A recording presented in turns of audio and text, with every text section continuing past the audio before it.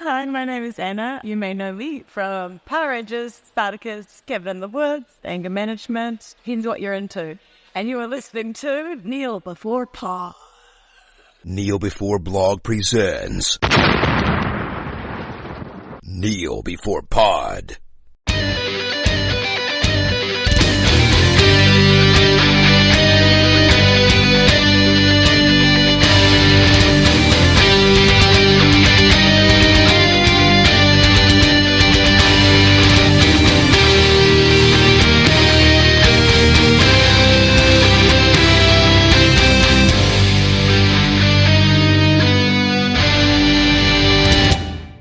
Hello and welcome to Kneel Before Pod, the podcast that has Kate Middleton very busy with photo editing. I'm your host Craig, and we're here to discuss the news and trailers from March 2024. Can you believe we're 3 months into the year? Discussing the first part of this news roundup is Kat. Hello. Way, hello. We're doing a bit of structural weirdness this month. You're here earlier than normal, and then we have someone else taking over later on. That's great. It's a true team effort. Yeah, it's going to be a proper, interesting structural thing. Yeah. The beauty of editing stitches everything together. No one notices, except when I explain it. It's like we're all in the same place. Yeah, it is, except we're not. Not even on the same day.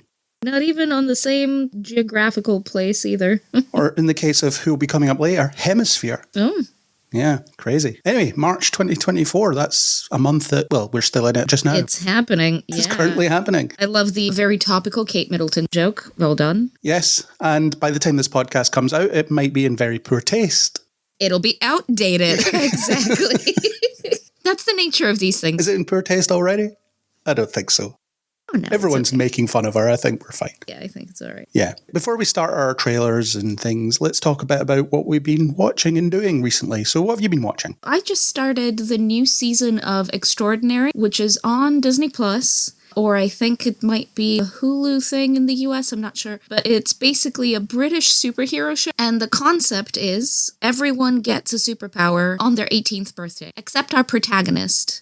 She doesn't have a power. And she's kind of a dirtbag. She's like 25 or 26, and she's trying to figure out why she doesn't have a power and what her power could be and how she could get one. And there's all these kind of hacks who try to sell you seminars and wellness things about how to get your powers. She's living with two housemates who are dating, and then they find a cat, and the cat turns out to be a guy who can turn into a cat. But he has amnesia, so he doesn't remember who he is. So they call him Jizz Lord. For reasons I will not explain, watch the show. It's great. It's set in London. It's a very British show, very British sense of humor, loads of theater actors in it who are very funny. It's just a joy, honestly. It's a really good time. It's kind of quick fire comedy, about 20-30 minute episodes, loads of really funny gags about superpowers and stuff. In the first season, there's a great guy who's a vet whose superpower is he can talk to animals. And he has a bit of a mental breakdown because all of the animals are talking to him and they won't shut up. And he's just like, oh my God, I just need it to be quiet. But that's the job he picked. So yeah.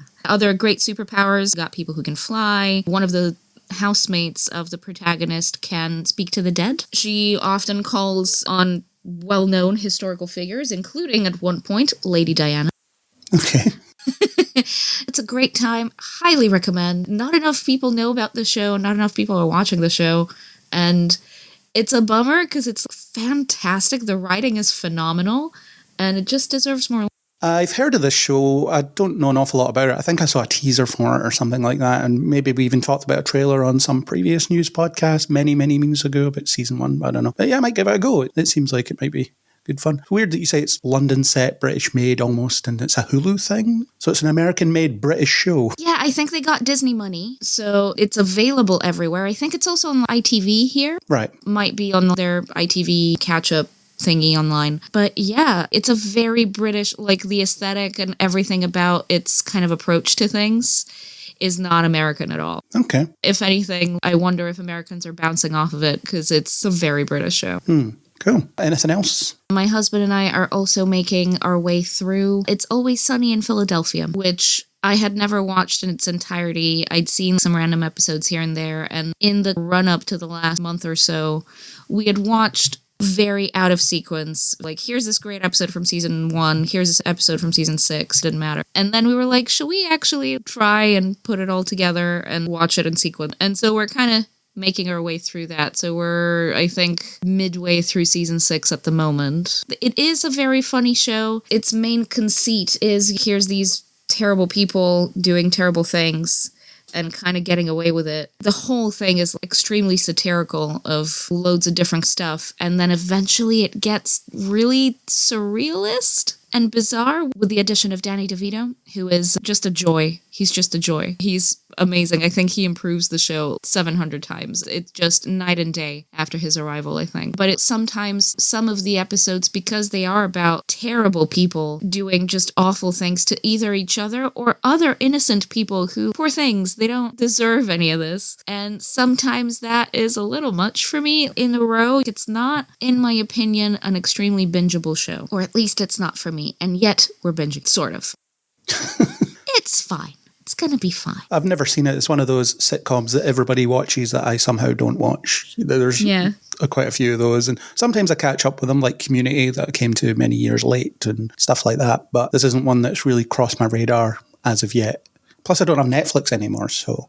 That also might help. Won't be able to watch it. I don't know that I would say I'm a crazy fan or that I would say everyone should watch this immediately. It's one of those things that makes itself known in the world of the internet, I guess. Bits of it make it into the general culture. Yeah, memes everywhere. Yeah. For me, it's more like getting context for a lot of things. And from the perspective of the filmmaking and the process of independent creators making something, this was made at a time, the beginnings of it anyway, was made at a time that the people involved had no work. And so they were just very proto, we're going to make our own show. Before YouTube was really a thing in that sense, these were guys who, they were like, we write sketch comedy, we're just going to do this show about these terrible people living in Philadelphia, whatever. And then as they started getting work, they still kept that going. And 16 years later, they're still there. They're best buds. They make other shows together now. Mythic Quest, which I think I might have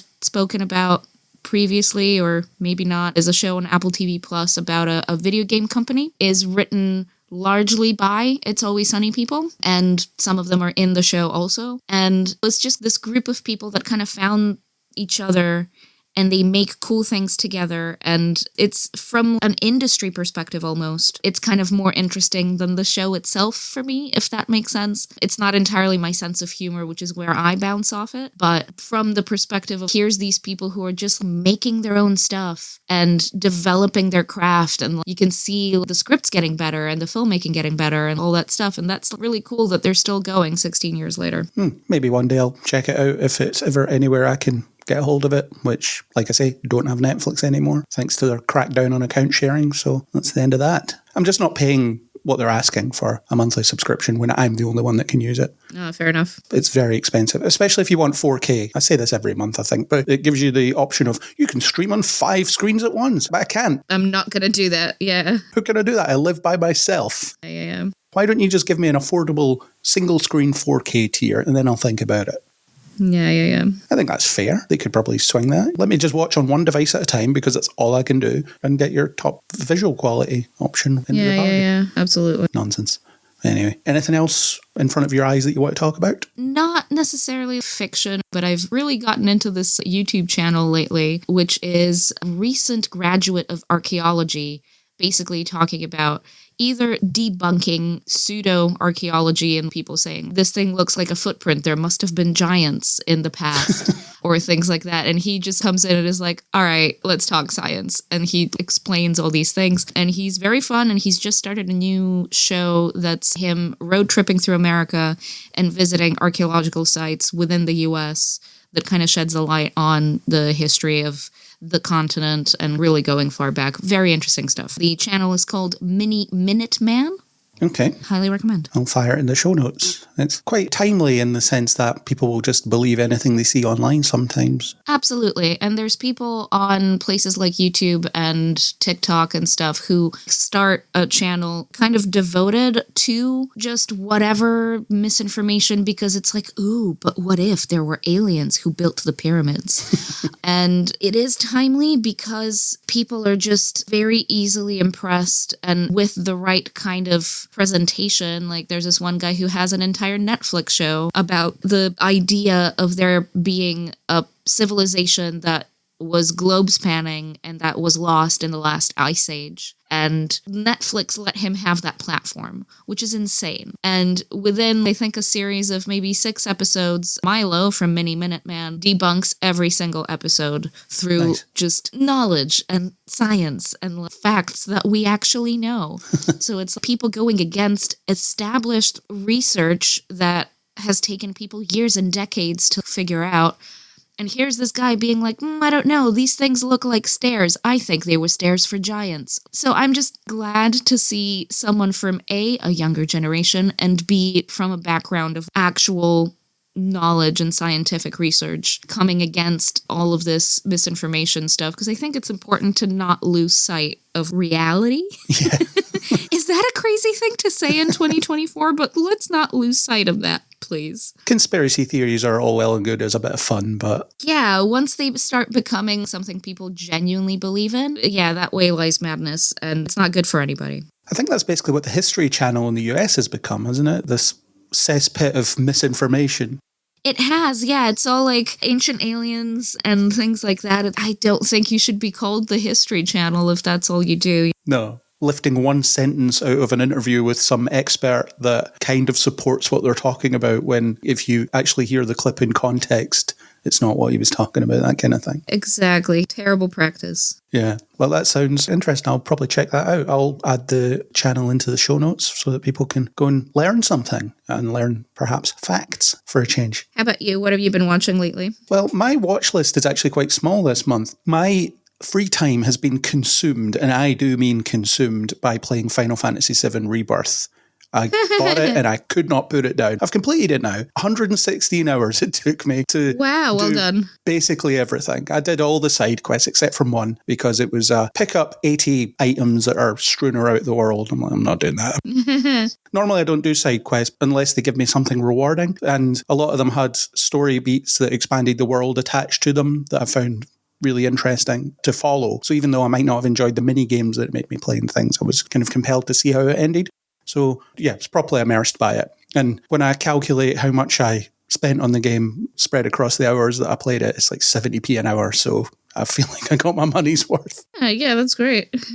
Generally, I liked it. I found the ending a bit confusing, and the internet seems to agree with me that, yeah, we don't really know what goes on here. But it made me feel like I was 13 again in places, playing Final Fantasy VII, the original, back on the PlayStation. It reawakened that vibe, and I loved it. Kind of miss it now that I've finished it, but get on with other things that I should be getting on with. But I have watched a couple of things. This morning, actually, I watched X-Men 97, the first 2 episodes. And again, a bit of a flashback to my childhood. I had a bowl of cereal, sat in front of the TV to watch a cartoon, which was a nice little feeling. Wednesday morning, not Saturday morning, but similar vibe. Yeah. Wednesdays are kind of my Saturday because I don't work Wednesdays, so close enough. And I thought it was great, actually.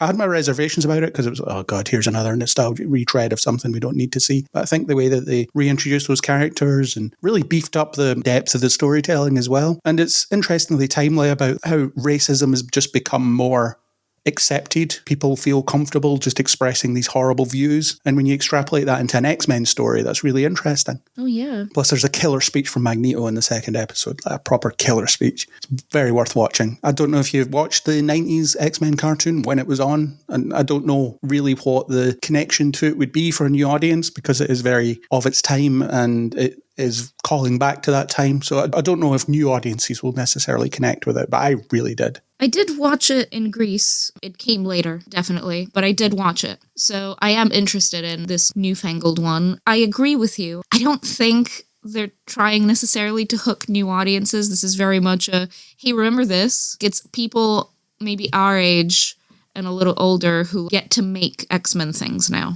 Yeah. I think that's what this is. And I'm here for anything like that that's made with love and not trying to cash grab. Because like you, I've had my reservations about all of this stuff. We've had many conversations on this podcast about how I'm just, oh man, remakes and reboots galore. I do not care for most of this stuff, but this one feels right. Yeah, and when I actually saw it, I was like, okay, you actually did really put effort into taking this forward rather than constantly referring back to the thing I've already seen. So good approach to a legacy sequel, I suppose. So I'm great. really looking forward to watching more of it when it drops weekly. Another TV thing I watched was The Girls on the Bus, or I think it's Girls on the Bus. It's a show starring Melissa Benoist as a journalist. The second show she's been in where she plays a journalist, actually. However, this one's actually good at her job, as opposed to Supergirl, who wasn't.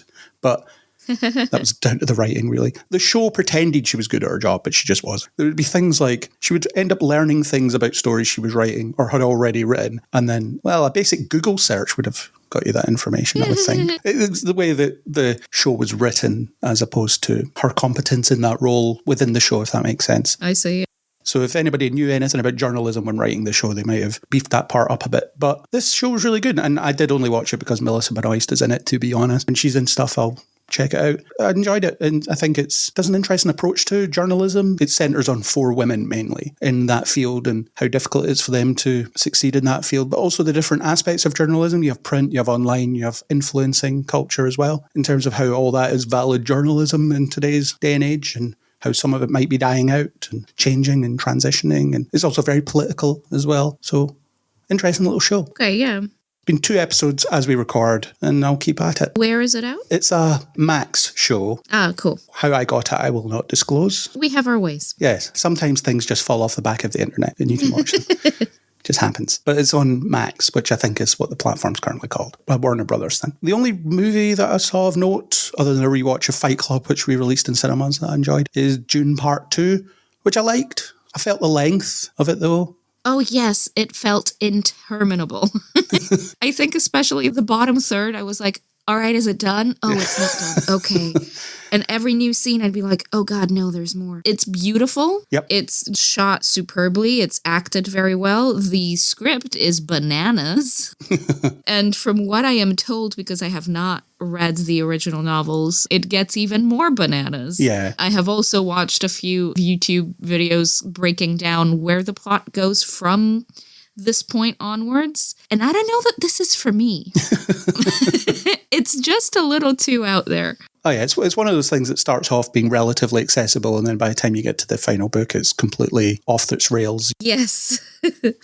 But I did like it, and I do think it's good that audiences are responding to a bit more carefully constructed blockbuster cinema. Absolutely, yeah. More of this in terms of filmmaking, more of this creatively, yeah, for sure. Yeah. I thought the climactic action sequence was not worth the wait. I don't know how spicy a take that is. Spicy, because it's true. Spicy. Hilarious. I didn't even plan that. And I didn't really buy into the evolution of Timothée Chalamet and Zendaya's relationship either. Oh yeah, zero chemistry. Yeah, but it starts off with, okay, we barely know each other, and then a scene or two later, they're a fully fledged couple, and I'm like, how did this happen? Yeah. I didn't see this happen. I'm just supposed to accept it now. But I did like it. I didn't watch Dune Part 1 immediately before it. I saw it when it was re-released at the cinema a couple of weeks before. So maybe when they're both out on home media, I'll sit and watch them as one big mega film and see how it all hangs together. I did kind of do that. I watched the first one on Netflix the night before I went to see it. And then the next day I went to see the second one. It does, I think, work very well when it's back to back, but at the same time it's a little bit of an ask. It's a commitment. It's 2.5 hours for the first one, and however long the third one is, the second one even, there's just a lot of the same beats and stuff. I don't know that I would necessarily do that again, but it is worth. Well, it is a bit of a relic of that Part 1 to Part 2 thing that seems to have already died. As in Mission Impossible's no longer saying Dead Reckoning Part 1 and Part 2, it's now Dead Reckoning and then whatever the next one's called. It just seems like I see, yeah. Expecting audiences to wait for the other half of a film is not working. No. Except in Dune's case, I guess. I suppose so, because they really did make half a movie. Yeah. The first one really is half a film. So I think at the very least it was like, well, I want to see where it's going, because it wasn't really going anywhere in the first one. So at the very least, the second one wraps all of that up. It does set up more things for the future. Whether or not you're interested in that, that's fair enough. But yeah, I don't know, man. I think I understand a lot of the criticisms of the book series and the older adaptations of it being kind of a lot. And now I'm like, oh yeah, no, it is. It's not for the faint of heart, I suppose, but Genuinely, yeah. it's good to see audiences responding to stuff like this. Good to see a filmmaker who's incredibly capable and skilled to be given that kind of freedom to just execute a vision. I feel like we haven't really had that very much of late, especially in blockbuster filmmaking. And to see something that's genuinely impressive and expensive and all of that, but really has the markings of the filmmaker and the style that they are known for and that they're good at, and it works and it looks amazing. I hope that they learn the right lessons from this and that Hollywood kind of pivots towards more art. Let people make their weird thing. Although I know that we have some headlines coming up in this discussion that's it does not bode well. No, there's some difficulty in learning some, what I would say, obvious lessons in other places. Yeah. And Yeah. the thing with Dune is that even though it's expensive, it costs a good bit less than a lot of other recent blockbusters that look a lot worse. So there's definitely an argument for just plan out what you're trying to do and then don't change it at the last minute. You can imagine that with Dune, all of the sequences were storyboarded intricately and all that stuff and handed in to the people that do the effects at a point where they could get the work done and make it look great. What a concept. Yeah. And the other one that comes up is The Creator, which I didn't think was amazing, but I appreciate it for what it accomplished on so little. And it's, here's my plan, and here's what I need you to do. And then they just do it. And then it doesn't have to cost the earth. Groundbreaking. I know. How fascinating. Yeah. Well, it's a bit like with that Apple TV Plus movie, Ghosted, with Chris Evans and Ana de Armas. Turns out rom-coms are better if the actors are in the same room when filming their scenes. Who knew? Imagine that. What a concept. Because that one, they were not. And it's very obvious that they weren't. So let's move on to some plugs. Do you have anything to plug to the fine listeners? Right now, I'm working on some stuff that I haven't released yet, so I don't think that I could plug that reasonably. Not at the moment, I don't think. People can subscribe to my newsletter for spicy takes on the Hugo Awards and other such, because there has been a scandal. I don't know how much you've heard. Nothing. Oh man, this is not the place. Join my newsletter to hear all about what a disaster the Hugos were last year and what we're trying to do to fix that. Because, oh boy, we're talking censorship on behalf of the Chinese government. One guy running a dossier on multiple people who were supposed to be finalists, who were then excluded for reasons of political ineligibility. They were critical of China, therefore, yeah, a lot went down. And it's not a fun time to be in the science fiction community when the key thing that you take pride in and that you're known for is called into question. So we're working on some stuff to try and fix that at the Worldcon, which will be in Glasgow in August. I suppose there's a plug. If you're a science fiction fan and you're in Scotland or in the UK, Worldcon is amazing. It's the home for people from all sorts of walks of life to come and celebrate science fiction and fantasy and the sort of works that they enjoy. Authors come down and mingle because it's a fandom, it's a community event. If you like this stuff, you will belong. There will be panels and stuff to talk about all your favorite things, some of which I'll be on probably. And it's going to be really fun, and I'm going to spend my mornings in deep parliamentary debate hell trying to fix the Hugos. Okay. You may join me if you wish, but the rest of the con should be a good time. Well, good luck with that. Thanks. Speaking of Glasgow, my plug involves my first in-person interview for, I don't know how many years. I don't know when the last time I actually sat and interviewed someone when we were both in the same room. And it turns out interviews can be better if you're both in the same room, although they sound better if you're not, strangely. But anyway, I went through to Glasgow to interview the, as it turned out, cast and director of a film called The Burning Season, which was at Glasgow Film Festival. I wasn't accredited for Glasgow Film Festival because I didn't bother applying, because last year I did and then didn't do anything, and I got chased, and I just lied and said I had jury duty, so I didn't manage to see anything. So this year I thought, I'm not going to apply. I don't need the mental boost from knowing they accepted me, so I just left it. But the writer/actor reached out to me directly because I've talked to him before about another film he had at Glasgow a couple of years ago. So he's like, you should come through and we can interview me about this film. And I was like, yeah, sure. So I did. I went through and he didn't tell me he was bringing 2 other actors and the director, and I hadn't prepared for that. So I didn't have questions lined up for those 4 people that I ended up interviewing, but I just sort of winged it and I think it went okay. Because a lot of my questions were about the writing and acting anyway. And then with the directing, I asked questions, I asked directors all the time sort of thing. So I think I fooled them into thinking I knew what I was doing. Fake it till you make it. But it was good, and it was in the lobby of a hotel. So there was a lot of background noise, things like someone hoovering at some point. Oh, that's great. Which was nice. Love that for any audio project. That's great. Yeah, but you can still hear what the main people you want to hear talking are saying. So I think it's okay. Just that's the thing about live interviewing when you're not in like a conference room where you have full control over the environment. So it is what it is. But that's the thing that I did. Awesome. How did you find the film? Yeah, I enjoyed it. I didn't have to lie to him and say that I liked his film when I didn't, which I have done in the past when interviewing people at film festivals. My personal not favorite is when you have to go, congratulations on the movie. You definitely made a film. It's not great when you don't like the film, but it's great when you do. It's also different if I think it's just bad rather than thinking it's not for me. There's two different things there. So you can still sincerely congratulate someone on achieving something when you just think it's not your speed. Yeah. Rather than, I think you did this terribly. It was badly written. So well done on writing a thing that got made that was bad. But not in this case. I thought it was good. So let's move on to talking about some trailers. And it's a weird list of trailers this month, but some stuff. So let's start with Girls' State, an Apple TV Plus thing. What did you think of this trailer? I think it's great. It's a documentary about a camp for girls who want to get into politics and who have high ambitions to maybe run for president or the Supreme Court or whatever. And they're all like teenagers or quite young. So it's about kind of building that mental state of being high achieving and running for those kinds of things. You do benefit from preparing for that sort of life early, I think. So building those debate skills and building public speaking and all of that kind of stuff. And they seem very driven and very determined, and it does inspire it. It seems uplifting. It does come from the same filmmakers who I think did a different one called Boy State. Yeah.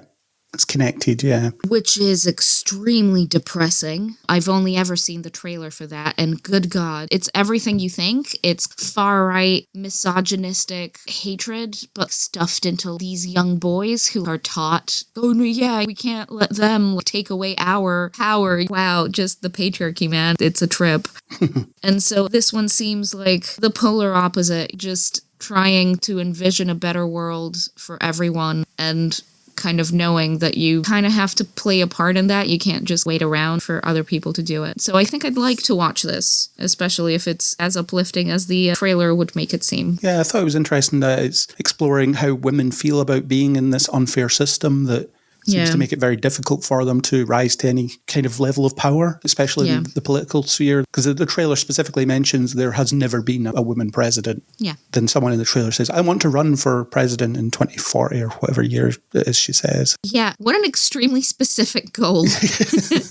Good for her. I hope she does it. Well, there'll be an election in that year, I suppose, because the American election cycle is fixed, isn't it? It's not like ours where you can have one every 5 minutes, and they were at one point. Yeah, or Greece either, which is the same. So, I think it's interesting, the idea that politics is for everyone, and there's got to be a way to improve things and make a better world where things are more inclusive. And the Boy State thing, I haven't seen the trailer for it, but I wasn't surprised by your description. And it made me think of, in the UK, you have colleges such as Eton that are designed as these prime minister training camps or political power training camps where they're taught to believe that they're the best and nobody is better than them and they should go on and rule the country because they deserve to, that kind of stuff. So the whole thing's broken, and it'll be interesting to see it from a more positive lens of let's try and make it a bit better in whatever way we can, and acknowledging that it's going to be a long road as well. It's not going to be an easy one. Yeah, definitely. That girl's ambition of running for president in 2040 probably isn't going to happen, at least based on current things. It feels early. She'd be young. There's a lower threshold. I think you have to be 40-something. But there's not an upper age limit. No, clearly not. So I don't think that girl will be 40 by 2040. Or maybe barely. Maybe she'll have just hit. But I'm just excited for people who have the drive to do that. Because I think in a world where the dispassionate, oh man, what can I do? Everything's broken. It's nice to see people with the drive to fix things. Oh, for sure. Okay, let's move on to Arcadian, which looks like a pretty generic horror movie that has Nicolas Cage in it. Nicolas Cage seems to be back in his era of, I'll just do whatever. Although he talks about how he's only doing a few more movies. And this is one of them. Allegedly. Yeah. We'll see. I don't know that I believe that. I feel like Nicolas Cage would stop working for 5 minutes and then just go, yeah, no, retirement is for weaklings.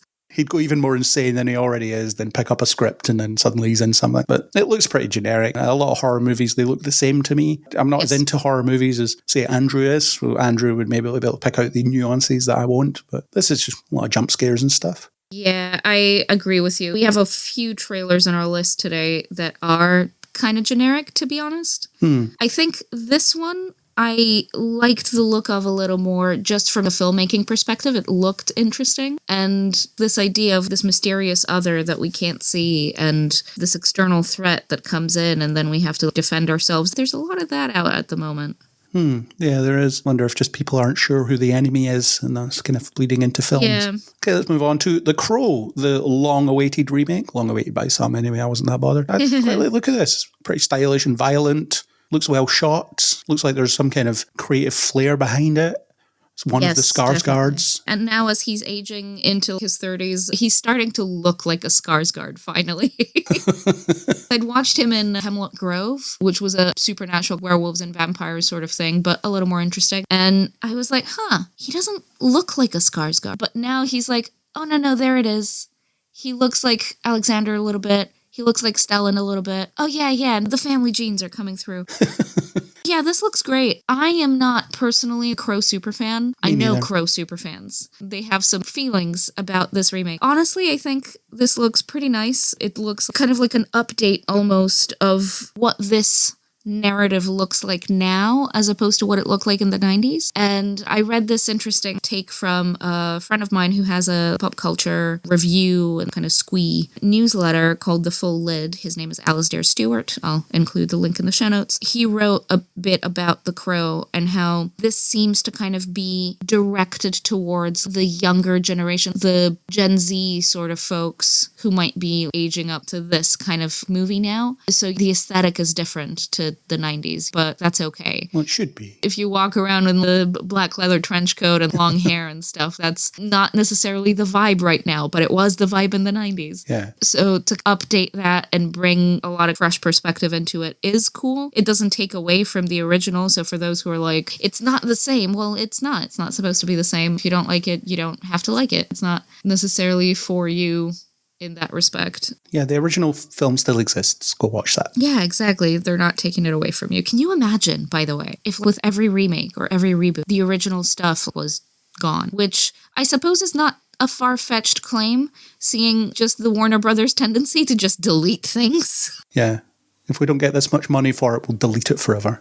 Yeah. Coyote versus Acme, we never knew you. I know. It looked fun. I would have watched that. I think I would have loved that, actually. A lawsuit against Acme starring John Cena. Count me in. Anyway, Crow looks pretty good, actually. Might even watch that in the cinema. As an aside, buy physical media. It's the only thing they can't take off you. Genuinely, yes. I know that you're more of a collector than I am, and for the longest time, I didn't buy any physical media just because of space issues and storage and things, because I have a really small flat. I've cut down for that reason, yeah. Yeah, so I kind of make really specific purchases now, but definitely if it's the favorite show or whatever, buy the box set. Just buy it. Or get yourself a safe digital copy that isn't tied to any platform that can remove it. Yeah, it's happening too much now. Yeah, it definitely is. In terms of this, yeah, I think I'll definitely see it as well. And nobody got shot and killed during the making of it like the original, so that's a good sign. Hey, small victories. Yeah, I'm all for updating stuff. I don't like the pandering to the fans of the old thing, assuming that they'll like it, because they might just hate it anyway because you're pandering to them. So throw it at a new audience. Never a good idea. Yeah, and then you know that audience that hate it because they feel like they should hate it will go see it anyway just so they can hate it. And you've got their money, so off you go. Hate money is as good as love money, isn't it? Hate watching is the same. A view is a view is a view. A ticket is a ticket. Yeah, when you dislike something on YouTube, it's still engagement.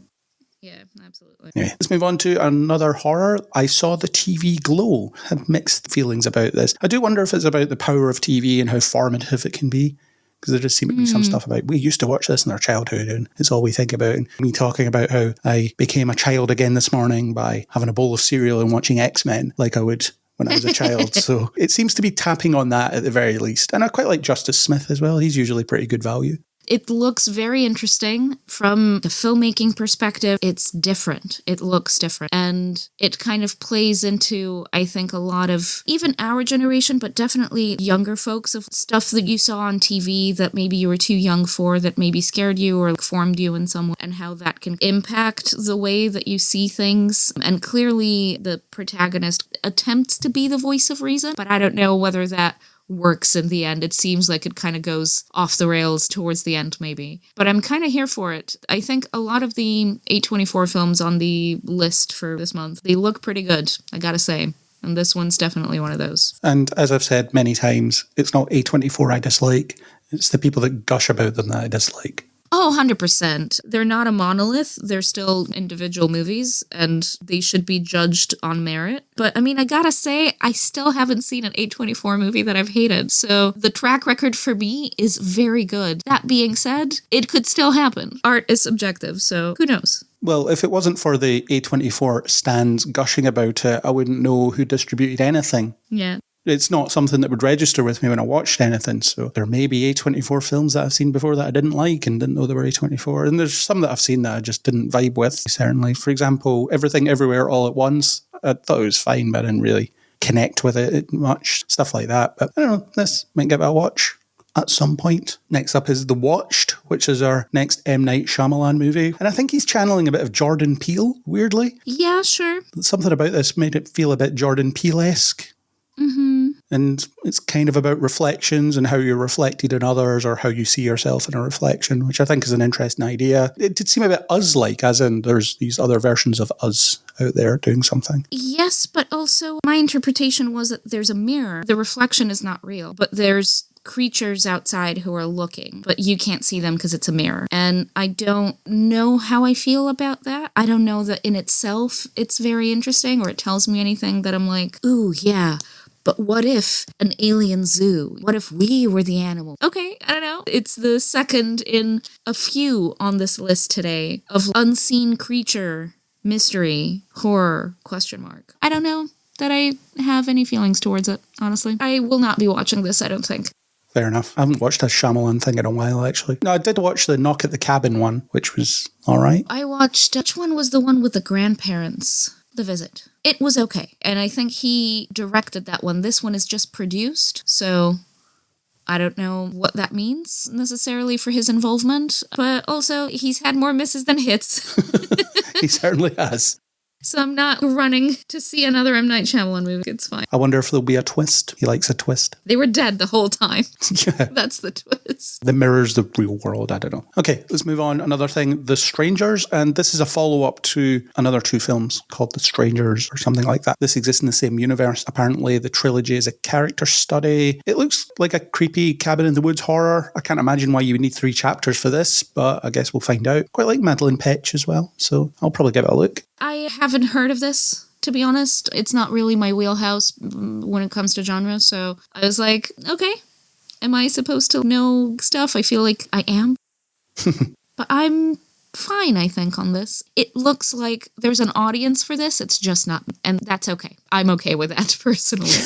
Yeah, I haven't seen the original Strangers movies, so I don't know what the connection will be, but I imagine the connection's quite loose if they're hoping that people like me who haven't seen the original will watch it, or you would hope so. We're out of horror now. There's no more horror, so take from that what you will.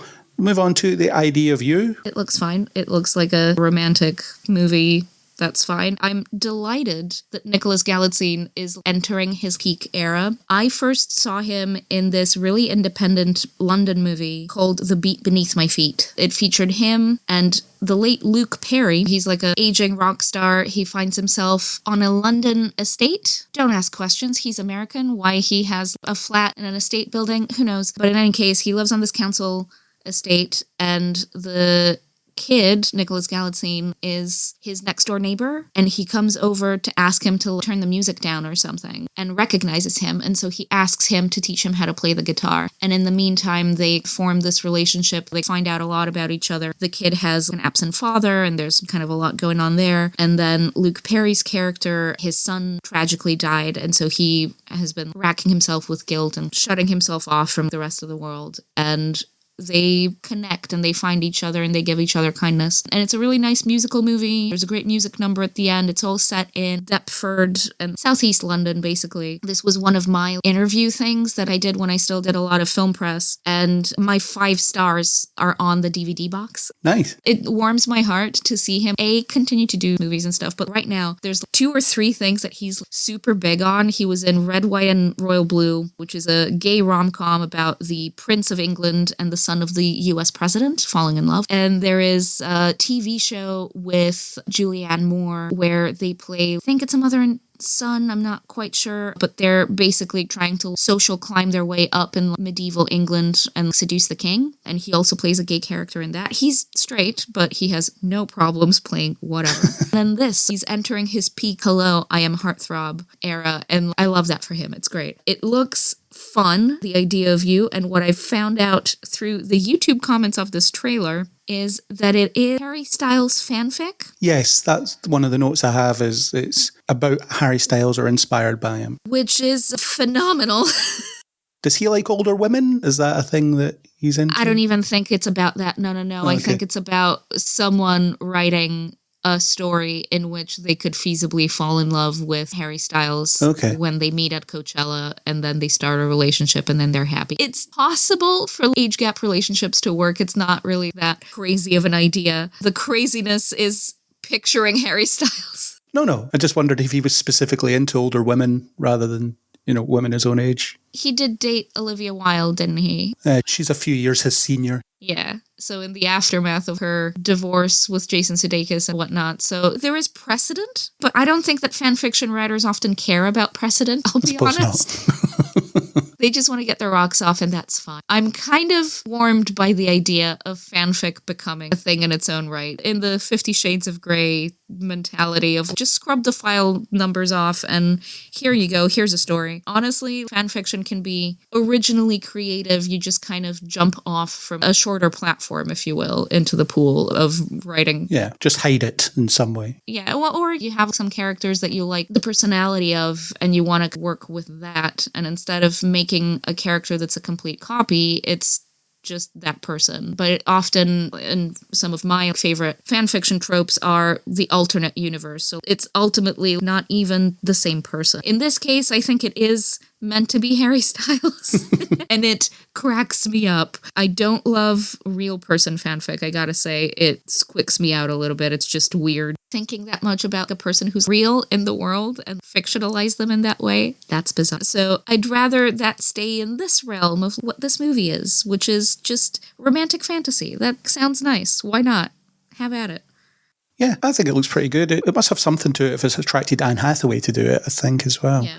And maybe there is something about the idea of a sort of power dynamic of her age relative to his age versus his fame relative to her not fame. Yeah. Because it could be there is a bit of a seesaw of power playing out in there in terms of the relationship. I don't know. Because she seems swept off her feet and then he seems also equally swept off his feet for different reasons. I don't know. Rom-coms seem to be coming back. Anyone But You, despite being not that great, or at least I thought did really, really well. So it just seems like these kind of things are going to come back. People want them again. Yeah. So I guess we'll see what happens. I think it looks fine on the surface of it, at least.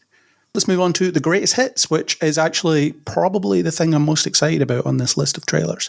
I really love the idea of music taking you back to the moment you heard it and making that literal. It's an actual literal time travel device. And about let's prevent the death of my boyfriend because of the songs that we enjoyed together, that kind of stuff. I think that it all shapes out to be a really interesting time travel story and a really interesting emotional story as well. It reminded me a bit of The Butterfly Effect, which is a film that I enjoy and no one seems to talk about. Probably because it had crappy sequels that no one ever saw. No. I was listening to a podcast yesterday or the day before, and they were talking about the butterfly effect. So no. People are talking about it. It's just that it's depressing.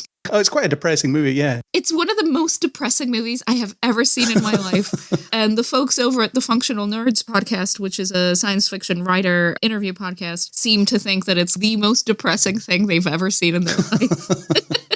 But the time travel works almost the same way. It's more about you revisit passages from diaries or whole movies or something like that, and it can take you back to that moment. So it's the idea of connecting with something from that moment, and then it takes you there. But I don't know, it seems a bit more broad, I guess, in terms of what it's trying to get at. Yeah, I liked the look of it. I like the speculative element of the music being the vehicle to bring you back to that moment. I have a lot of really close relationships with songs in that way, so absolutely I could see that working. And what I really like is the aspect of, there's this new relationship, and then there's the guy that I love that I would wish I could save, and how that is reconciled through the story. I hope that she manages to save the guy, but also I feel like more realistically, maybe she can't.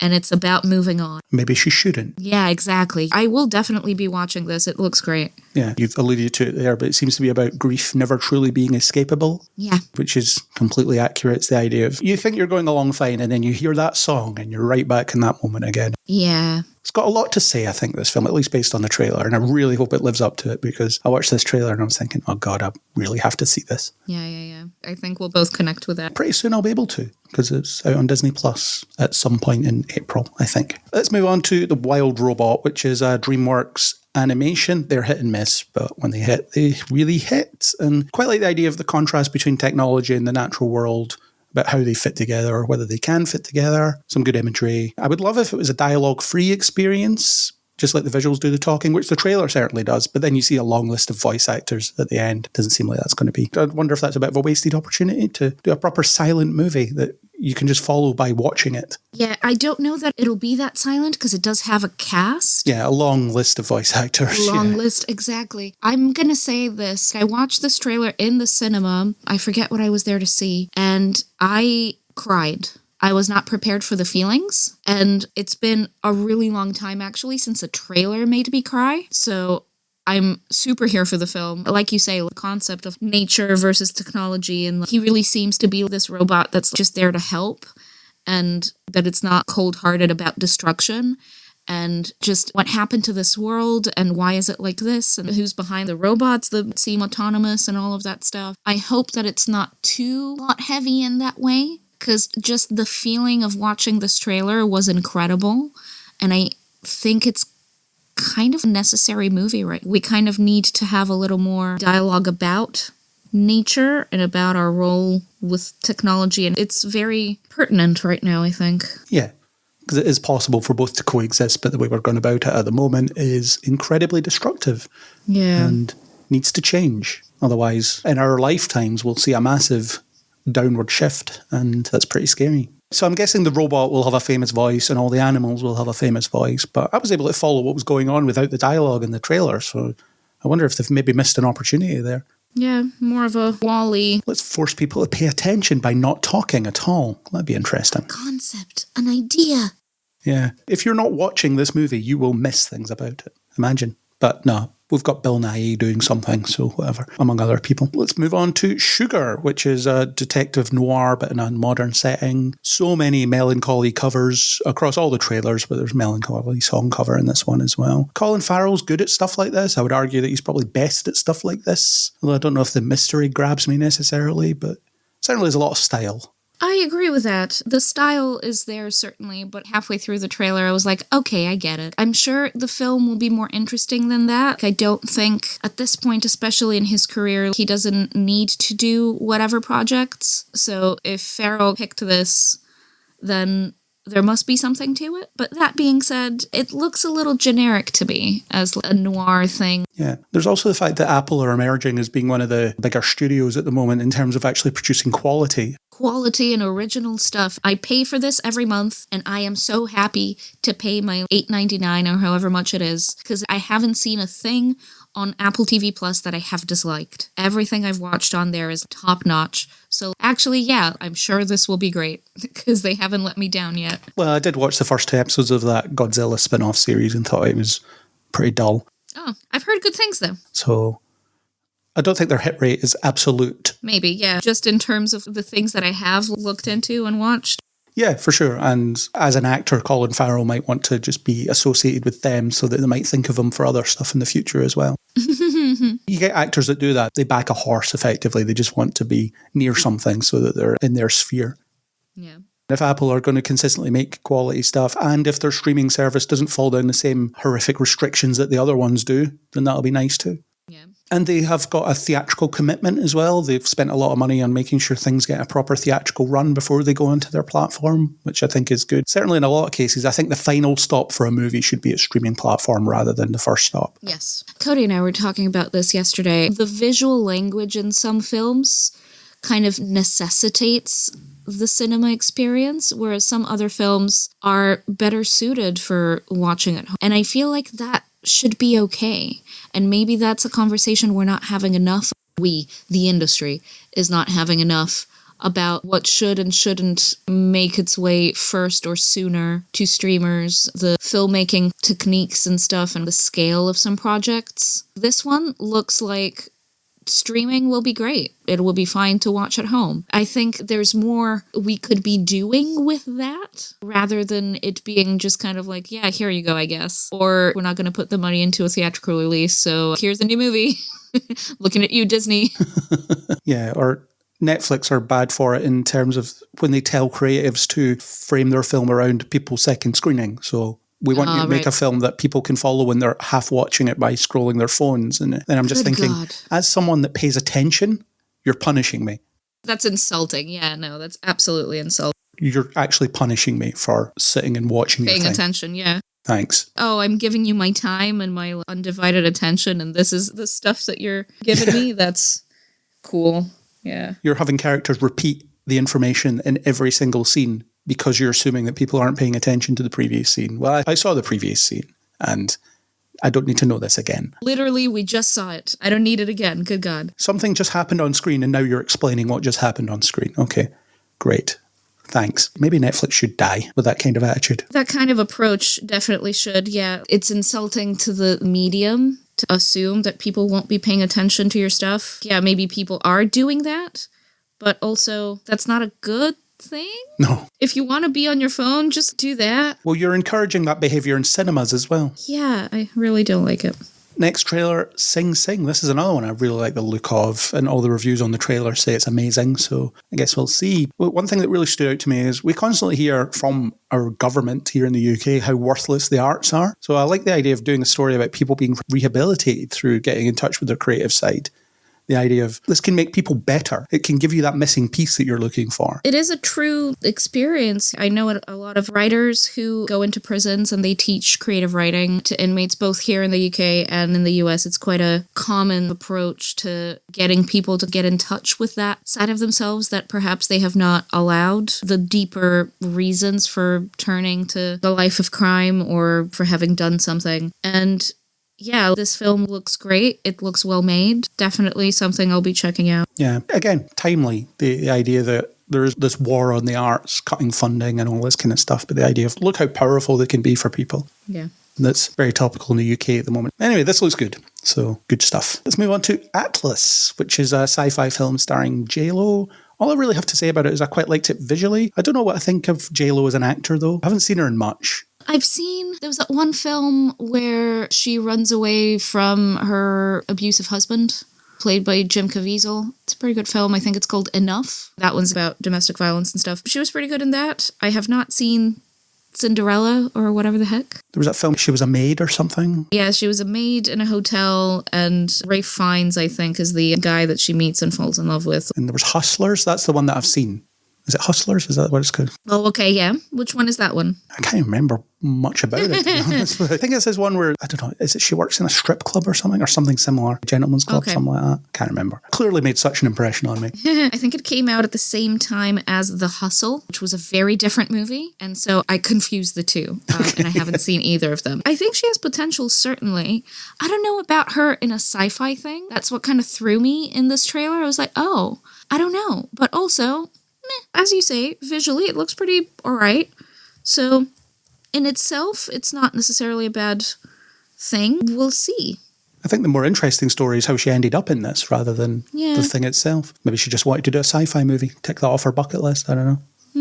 I guess we'll find out. That's all on that one, I guess. Let's move on to Fallout, the latest video game adaptation. My experience with the Fallout game series is that I wasn't really into them. There was just something about it. I couldn't get the hang of the systems at play. I suppose if I gave it more effort, I would be able to get more into it. But they've certainly nailed the aesthetic. I like Ella Purnell as well. It's good to see her doing more stuff. She's having quite a moment at the moment. Yeah. So yeah, it does look good. Great cast, and they've brought the world to life in ways that the games did as well. Yeah, I haven't played the game because it's not really a genre that's my favorite, but I think the film is more the window through which I can look into that world rather than playing it directly. It looks atmospheric. It looks like a story that I would like anyway, whether or not it's based on a video game. I kind of like the YouTube comments on the trailer that were like, great job saving this town, but here's another mini quest. You need to go look at the settlement, or you need to, people just kind of joking about the mechanics of a game like that, which I don't think they'll do in the film. There's no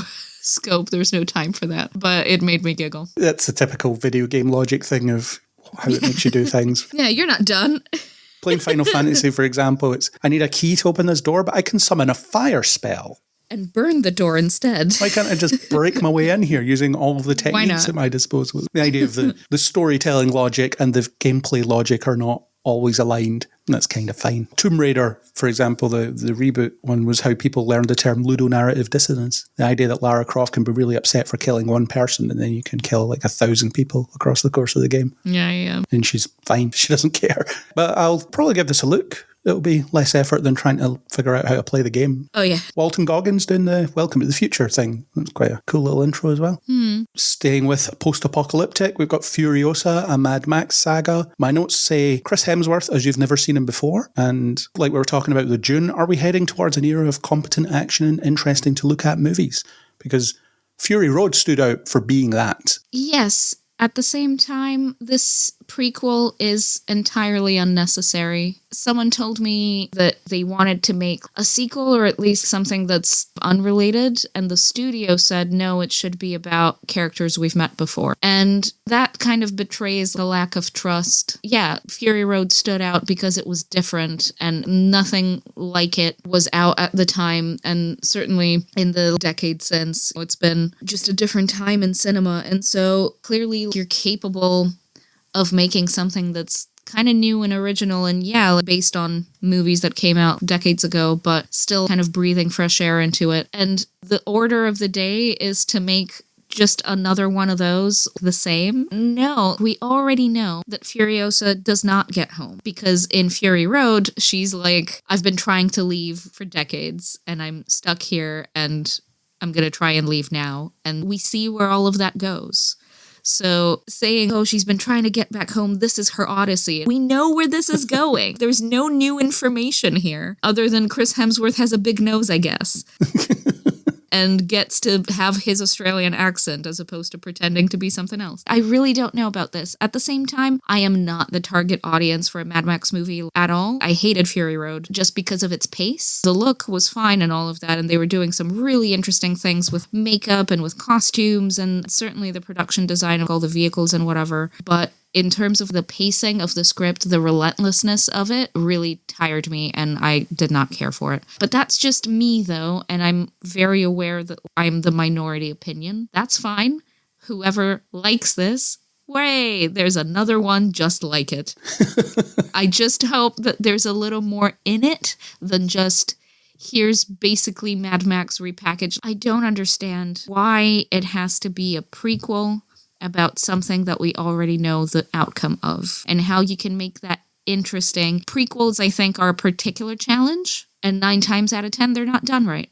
So I don't think this will be done right. That's my prediction here. Studio's going to studio, aren't they? It's up to the people making it to try and turn it into something. And it's George Miller directing, which is encouraging because he knows what he's doing. So we'll see what the outcome is. I enjoyed Fury Road. I do get the whole relentlessness of it. And it's funny, you get to the midpoint of the film and it's, let's turn back and do this all again. Back way, God, yeah. we just did this. So I do understand that. I enjoyed it. And it's funny reading all the discourse surrounding it at the time where people are like, look at this action movie, it's amazing, it doesn't use CGI. And it's actually, it does. What it does is it blends practical and CGI in a way that you don't notice the CGI, which means it doing it properly as opposed to all of these things that aren't doing it properly. Audiences, they make assumptions based on certain things. If you notice the CGI effects, effectively, they've not done it all that well. But Fury Road, it did the almost perfect blend. And same with Dune as well. You don't really notice the CGI because it is blended nicely with all practical stuff. So hopefully this will be at least on that similar level. With George Miller making it, I imagine on a technical level it will be. Narratively, I don't know. But I feel like Fury Road's more vibes than it is plot anyway. So maybe this will be somewhat similar. Yeah, maybe. I would never have pegged Anya Taylor-Joy as a young Charlize Theron, though. I don't think it's the best casting.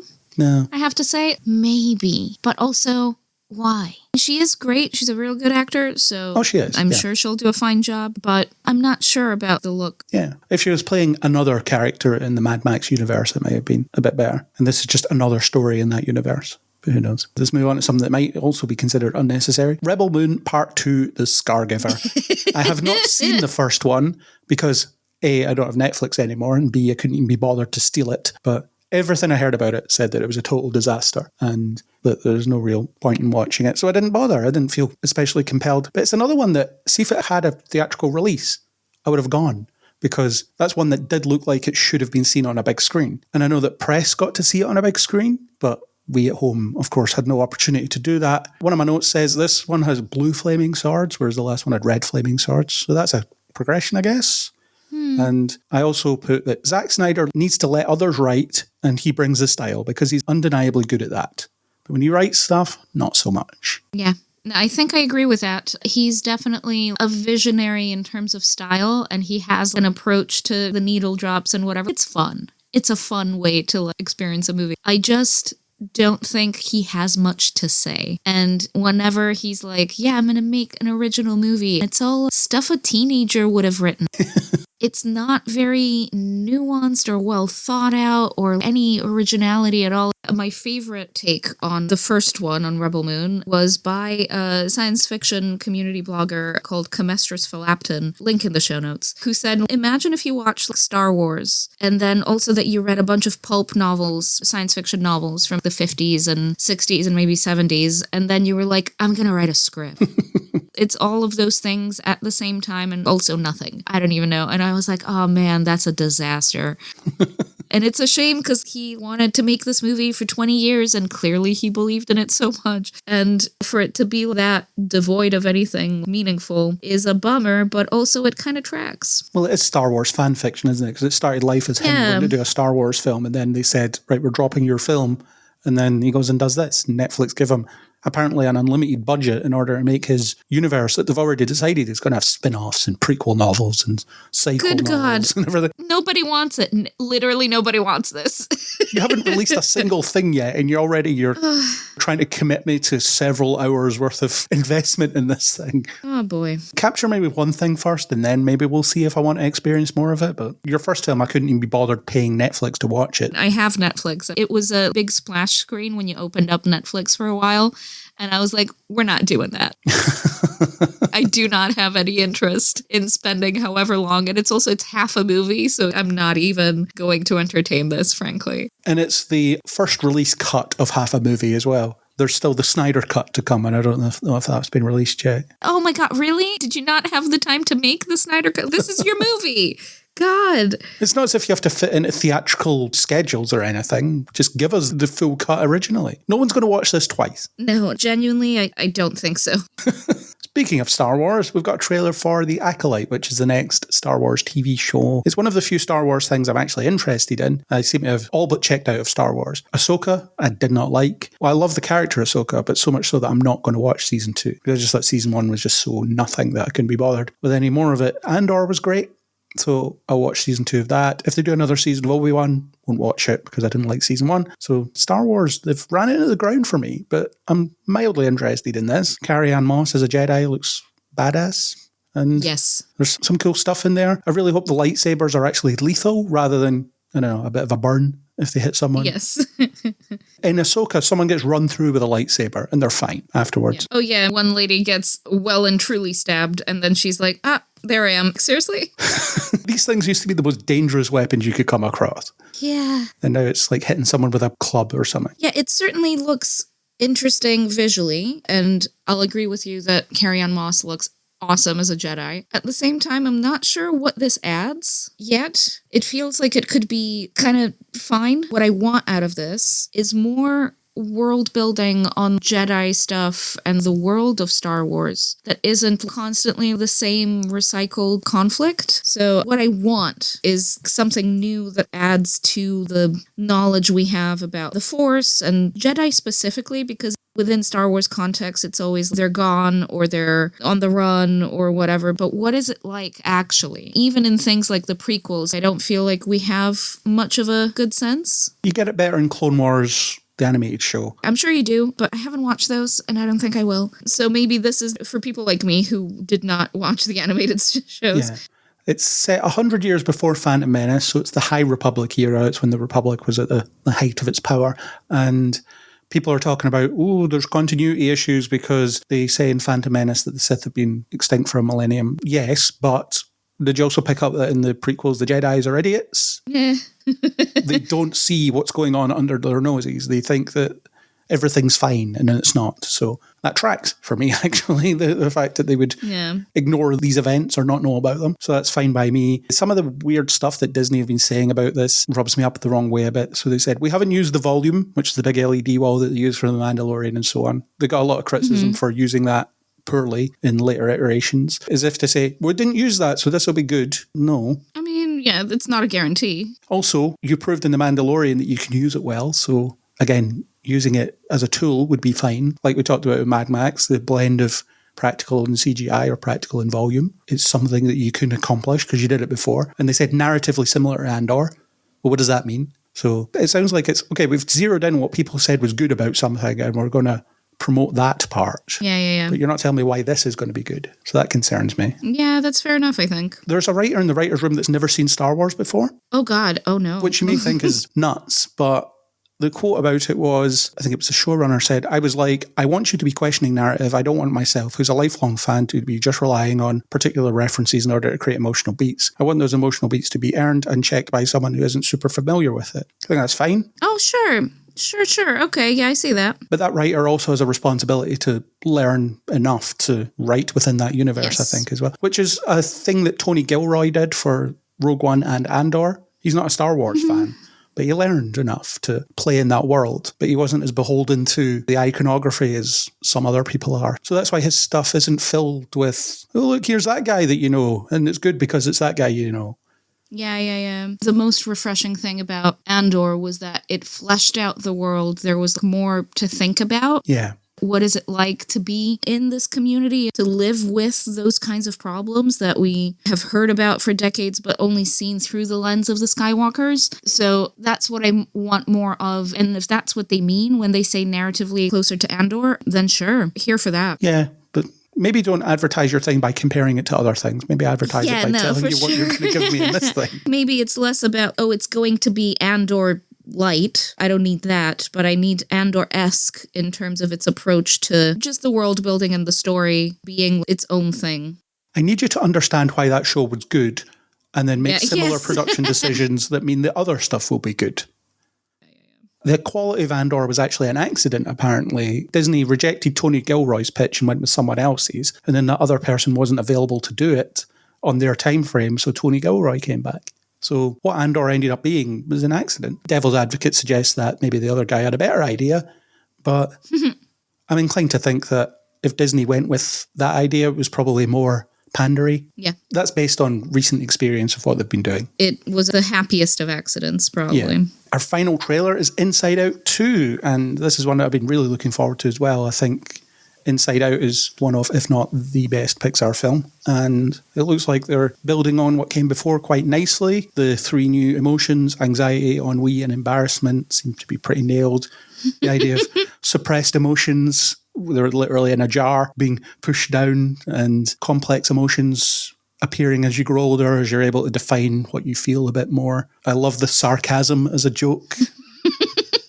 So it looks like it's bustling with creativity, just like the first one. I can't wait to see how else they explain how my mind works. Yeah. The first film really captured the feeling of the complication as you grow up of experiencing all of those things at once. But then the addition of puberty and anxiety is just, yes. All of that seems like it's going to be a lot of fun. I also can't wait. But also, I can't wait to see how they'll break our hearts, because Bing Bong. I still think about that. I am guarding my heart a little bit because I feel like Pixar will find a way. They always find a way. Yeah, absolutely. I went to see Soul for its first cinema release ever. Oh, yeah. I watched it on Christmas Day 2020, which was a horrible day anyway. It was when, a few days before, they decided, don't go anywhere, COVID's too bad. I ended up by myself on Christmas Day. So what I did was I watched Soul because it released that day, and I watched Wonder Woman 1984 because it released that day. Quite a contrast of viewing going on. Yeah. But I thought Soul was incredible. I'd almost forgotten quite a lot of it. So when I went to see it in the cinema, some of it I felt like I was watching for the first time again. I loved it. I think it's, again, one of Pixar's more interesting explorations of certain things. So I still think that they're capable of greatness. And I'm glad they're getting theatrical releases again, although only seems for sequels, except from Elemental, which, again, I thought was great. I don't know that it's a rule per se that they don't get theater releases anymore. Disney's going through a time right now, I think, with just some decisions. As much as they kind of had a golden era going on a few years back, and then suddenly it's all just, why is it so hard, man? I don't think it should be that hard. Just some baffling choices, honestly. Yeah. Pixar is a beloved studio that everyone kind of takes as a guarantee of it's going to be a good film that's going to make me feel things. And instead of leaning into that, you're like, oh yeah, no, we're not even going to give them the time of day in the cinema. And it's like, who do you think goes to the cinema? Who do you think your audience is? Like, what are you trying to market towards? It's just this weird, bizarre take on what audiences want. I don't think you've met a film goer.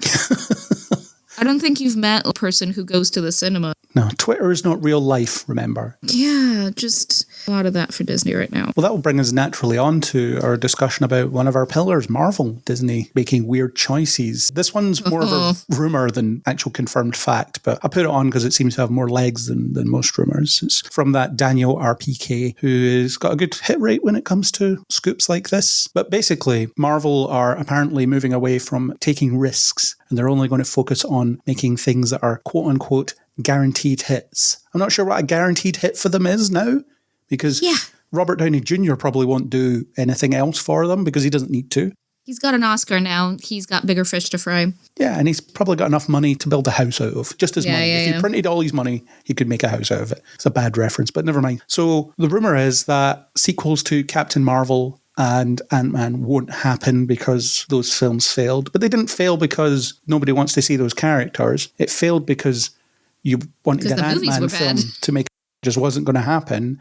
And Captain Marvel, well, you waited too long, but your first movie made $1 billion. Granted, it was well placed, but inflating your budget by doing last-minute reshoots that take away from the overall experience isn't going to make your film any better. So you're kind of punishing people who want to make or see this stuff for your own failures. So we can look forward to a bunch of formulaic dreck in the MCU for a while. Haven't we been getting some of that, though, to be honest? Oh, moving away from risks. What's a risk? What was a risk for you? Also, Guardians of the Galaxy was not a guaranteed hit, but it made a lot of money. So risks have served you well in the past. Yeah, going back to the Dune conversation from earlier, sometimes, the thing is, not even sometimes, I think what people want to see is art. We're tired of the guaranteed hit. We're tired of the sanitized, clean, unoffensive, same thing. If you're going to give me like 20 of the same movie, I'm not going to want it. We want new, exciting, interesting, unique things. So that naturally, I think, requires an element of risk. So saying we're going to move away from risks is stupid, but it does sound like something an exec would say. Yeah. So I'm not doubting it, but if it's true, that would be very disappointing. Because as you know, I've been a big Marvel fan. I've loved so many Marvel movies. Yeah, same. And the MCU in particular, just giving us that overarching. And that was a risk. Was that a guaranteed hit? The whole approach to the MCU was a fluke. It just kind of happened. And that's why they buried it in post-credit scenes in its first phase, because they weren't sure if people would respond to it, and then you could just remove it if it didn't work. It takes a lot of things for granted, I think, that approach. Yeah. And it's going to bite them in the ass if that's what ends up happening. If they just kind of go like, oh, we're just going to give you the same, whatever, the same thing. That's not what people are here for. No. And you've killed a lot of the good faith as well, because people do like Paul Rudd's Ant-Man movies, but you don't want to be hinging an entire phase on an Ant-Man movie. You want it to almost be just a fun side romp. It was a weird thing to, oh, this is where you're introducing the big villain, Ant-Man? Are you sure? And then, of course, clearly the situation with, oh God. Jonathan Majors. Thank you very much, Jonathan Majors. Maybe I can see why they wanted to bury that just in case it didn't work, because it didn't, and it won't. And I think the Kang dynasty is dead in the water, which is probably fine, to be honest. I think Loki did a tremendous job of wrapping that up. You could absolutely not do a Kang movie again, and that's okay. But I don't know how I feel about being served more guaranteed hits, because I don't know that I'll like them. The chances are I won't, actually, and so it's a bad outlook, I think, for me. There's also weird decisions being made in terms of money that they seem to be leaving on the table. Things like Shang-Chi, for example. People really like that character, and then we haven't had a sequel yet, or he's never appeared since. Nobody's talking about Shang-Chi at all. No. That was a really fun film, actually. Yeah. But there is a sequel planned called Shang-Chi and the Wreckage of Time. I don't know if it'll get dropped or anything like that, but it's going to involve time travel and Shang-Chi fighting people across time. I don't know. Maybe an Iron Fist appearing in it as well. Yeah. I'm guessing a centuries ago Iron Fist, maybe. But anyway, that's money they've left on the table, because I think there was a decent response to that, and it made a decent money as well. Not obviously $1 billion money, but I think it did okay. And things like, you've got Haley Steinfeld in your universe, and you're not using her. You've got Florence Pugh, and you've stuck her in an ensemble movie that people probably aren't going to like that much. Yes. You've got these two actresses that people will flock to see if you put them in stuff, and you're just not using them. Why not? Yeah. And they will find other work, won't they? They'll go and do something else. It's baffling. It really is. Yeah. I don't want another slate of just formulaic garbage. That may very well spell the death of everything they've built, which sucks, because they really had something going. But if all it becomes is same, whatever, people are just going to check out. And outside of the MCU, in the Sony Marvel verse, Venom 3 has a title. It's called Venom: The Last Dance. It's also coming out in October of this year instead of whenever that was before. Oh, November, so it's not that far ahead. Last Dance suggests this is going to be the final Venom movie, where he'll fight a final palette-swapped copy of himself, maybe. Tom Hardy will do more insane stuff. The Venom movies are okay. I don't hate them compared to something like Morbius or Madam Web, which, as a podcast that we've already released, states I think should be studied because of how insanely misjudged it is. But Venom 3, are you here for it? Do you like the Venom movies? I do not. I don't care for them at all whatsoever. And so I'm just like, okay, great. I just want this Sonyverse to die in a fire. Can we speed this up, please? I'm here and appreciative of maybe the Venom movies being worth a watch, but nothing else is. And I'm just tired. I'm tired of the effort and money going into garbage like that and not something a little more worthwhile. Like, stop trying to make fetch happen. It's not going to happen. Move on, please. Well, you haven't seen Aaron Taylor Johnson's Kraven the Hunter yet. Oh, man. Yeah, maybe that's the thing for me. I watched Cody play the second Spider-Man game, which features a fantastic Kraven. So I feel like Taylor Johnson can go home. We have a good Kraven. I think I'm fine. One of my least favourite Spider-Man villains is Kraven the Hunter, so if you're putting him in a film that Spider-Man isn't going to be in, then I'm going to have a tough time buying into the need for him to be there at all. But for all its, and there are many, faults, I actually got a lot of entertainment out of Madam Web, just because of how bad it was. Oh, I mean, it was hilarious. I watched it in Greece, and I was curious to see how a Greek audience would receive Madam Web, because it's just so, oh man. And the thing is, they kind of took it seriously like it's a Marvel movie. And that kind of goes to show something, because Sony goes out of their way to confuse audiences with, is this a Marvel movie? No, it's in association with Marvel. But they still put the logo at the beginning like a Marvel movie does. Yeah, audiences won't know the difference, or general audiences won't know the difference. Exactly. And general audiences, which I would posit a Greek audience of just like we're going to the movies on a Saturday night type thing, definitely do not know the difference. And it's a shame, because I think that has also hit Marvel, really. All of this stuff is coming out and it's like, well, that wasn't really great. There's another Marvel movie. Meh. And it's like, yeah, that, and also the heavy reliance on the TV stuff with Marvel in the last few years. First of all, not everybody got Disney Plus. Not everybody can get Disney Plus. It's not available in all markets and whatever, in the same way that a movie would come out in cinemas in all markets. And so it's just diluting whatever connection they've had with people over a quick buck, maybe some subscription dollars. And it's like, really? That's it? That's weird. That's just such a bizarre and sad way to watch basically a cultural behemoth lose their grip on what people have enjoyed. And also, yeah, they have taken risks. A lot of what they gave us was risky and weird and new, and people dug it, and then it became a guaranteed hit. But you can't know that. You can't presume to know what people want. And they'll speak with their dollars, and your movies will flop like Sony's do. And then you'll be like, oh man, it wasn't a guaranteed hit. It's art versus product, isn't it? Yeah, no, entirely. Let's hop over the fence to where there is a plan, or there seems to be one. The James Gunn DC verse, which is what I'm going to keep calling it.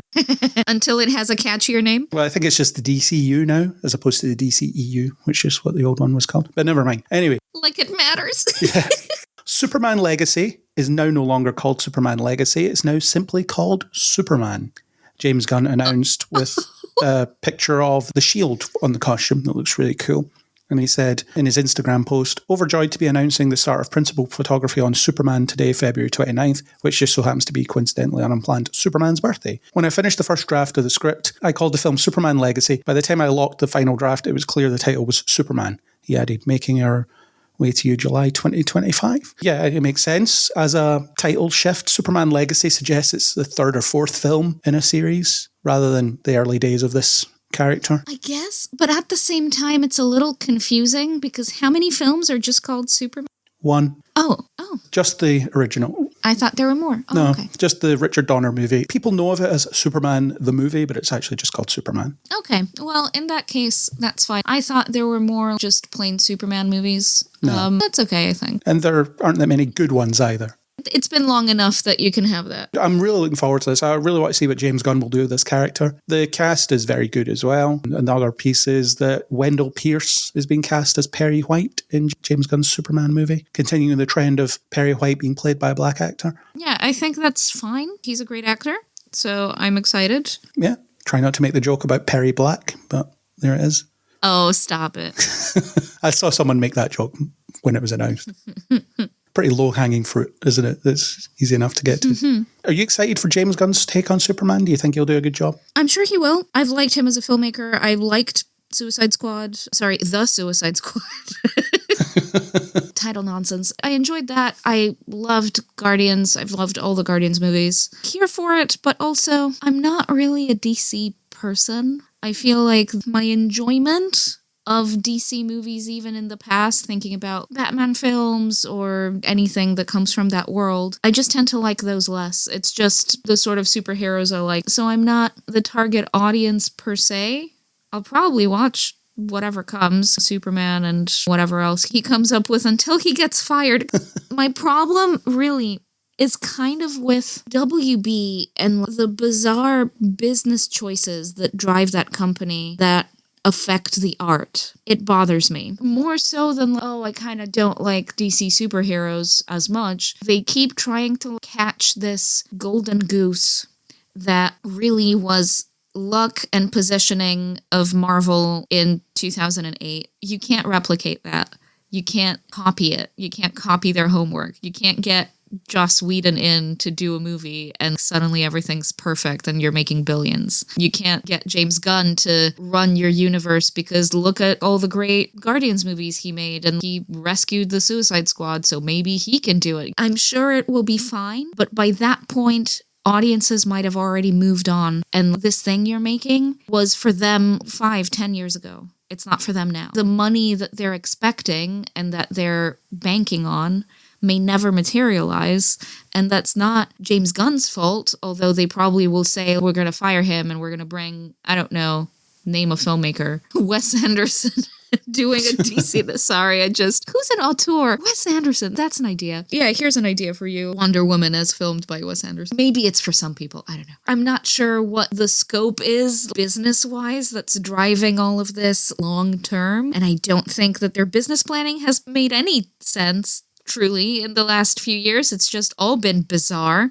So I am very cautious about putting any eggs in this basket, personally. Yeah, although it does seem like they've let James Gunn and the producer whose name I'm blanking on that seems to be handling the more business side of it, whereas James Gunn's handling the more creative side of it. They seem to have just been let loose and allowed to do whatever it is they want. And I guess whether the Superman film succeeds or not will dictate whether that gets to continue to happen. And I'm really hopeful. I'm really hurting for a good Superman movie because there are so few of them and there should be loads of them. There should be loads of really quality Superman stories in live action out there, and there just isn't.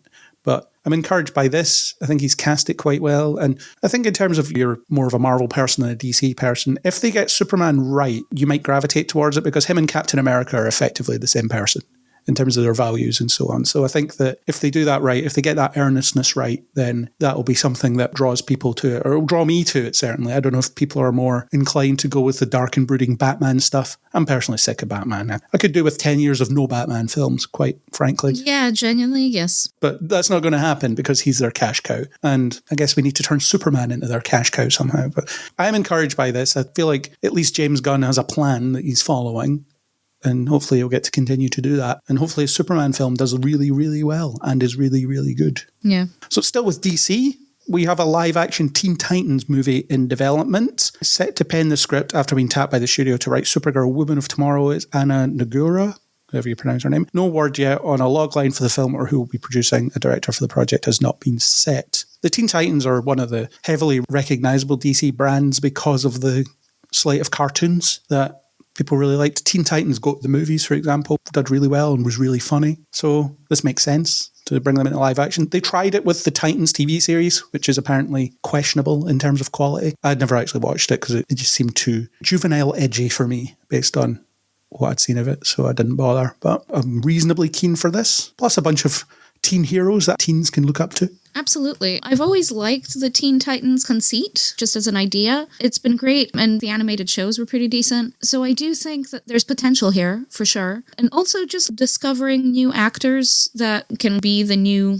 faces of superhero movies and all of that. Lynn, as you say, kids can maybe look up to. I think that there's kind of a shift away from the movie star model, if you will. I was struggling to think who's someone from our generation who's considered the biggest star of our generation. I'm blanking. Everyone seems to be older, and there's some younger folks, but again, kind of not in that way. Maybe Austin Butler is becoming that a little bit right now, but also in a couple of years, will that be the same?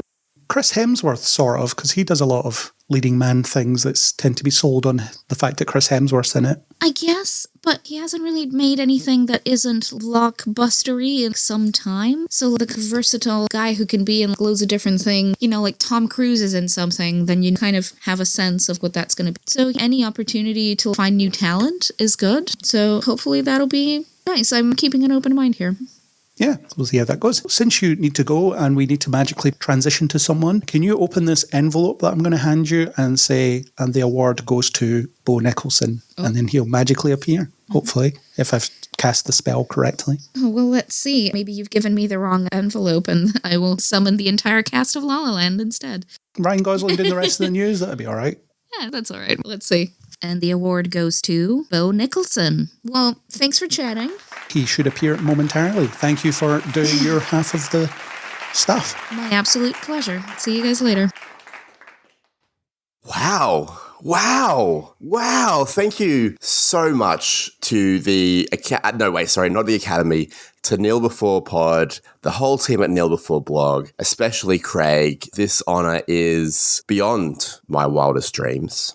I really, really appreciate it. I appreciate everyone's hard work that has gotten me to this point. And I just want to say free Palestine. Thank you very much. Straight in with the topicals. Well, I've respected the hell out of anyone that has used their platform for good. And I thought with this incredible platform that I've got here, why not? How you going, Craig? With the possible double-digit listeners that may hear. At least minimum double digits, surely. To answer your question, I'm going good. How are you? You sound a bit hoarse, but we talked about that. Horse, cow, whatever I am right now. I'm feeling a little bit under the weather, but always happy to chat with you, my friend. You're here for the second half of our discussion, which I learned during the week takes place following the 10-year anniversary of Kneel Before Blog. So I guess this is our 10-year anniversary episode, and it's just a random news podcast with scheduling problems. Well, congratulations for that. It sums up the website perfectly, to be honest. It snuck up on us, and there were scheduling problems. All the same, 10 years is a long time, so congrats on that. I remember starting various blogs, either by myself or with my friends, with the intention of building it into something that I could be proud of, and they've never lasted 10 years, so congrats on that. Yeah, it's incredible, actually, that I've stuck at something for that long. And remained, well, I'm not going to say sane, but at this level of sanity. I've managed to make it this far at this level of sanity. Sane adjacent, I would say. Sane adjacent. Somewhere in the same galaxy as sane, maybe.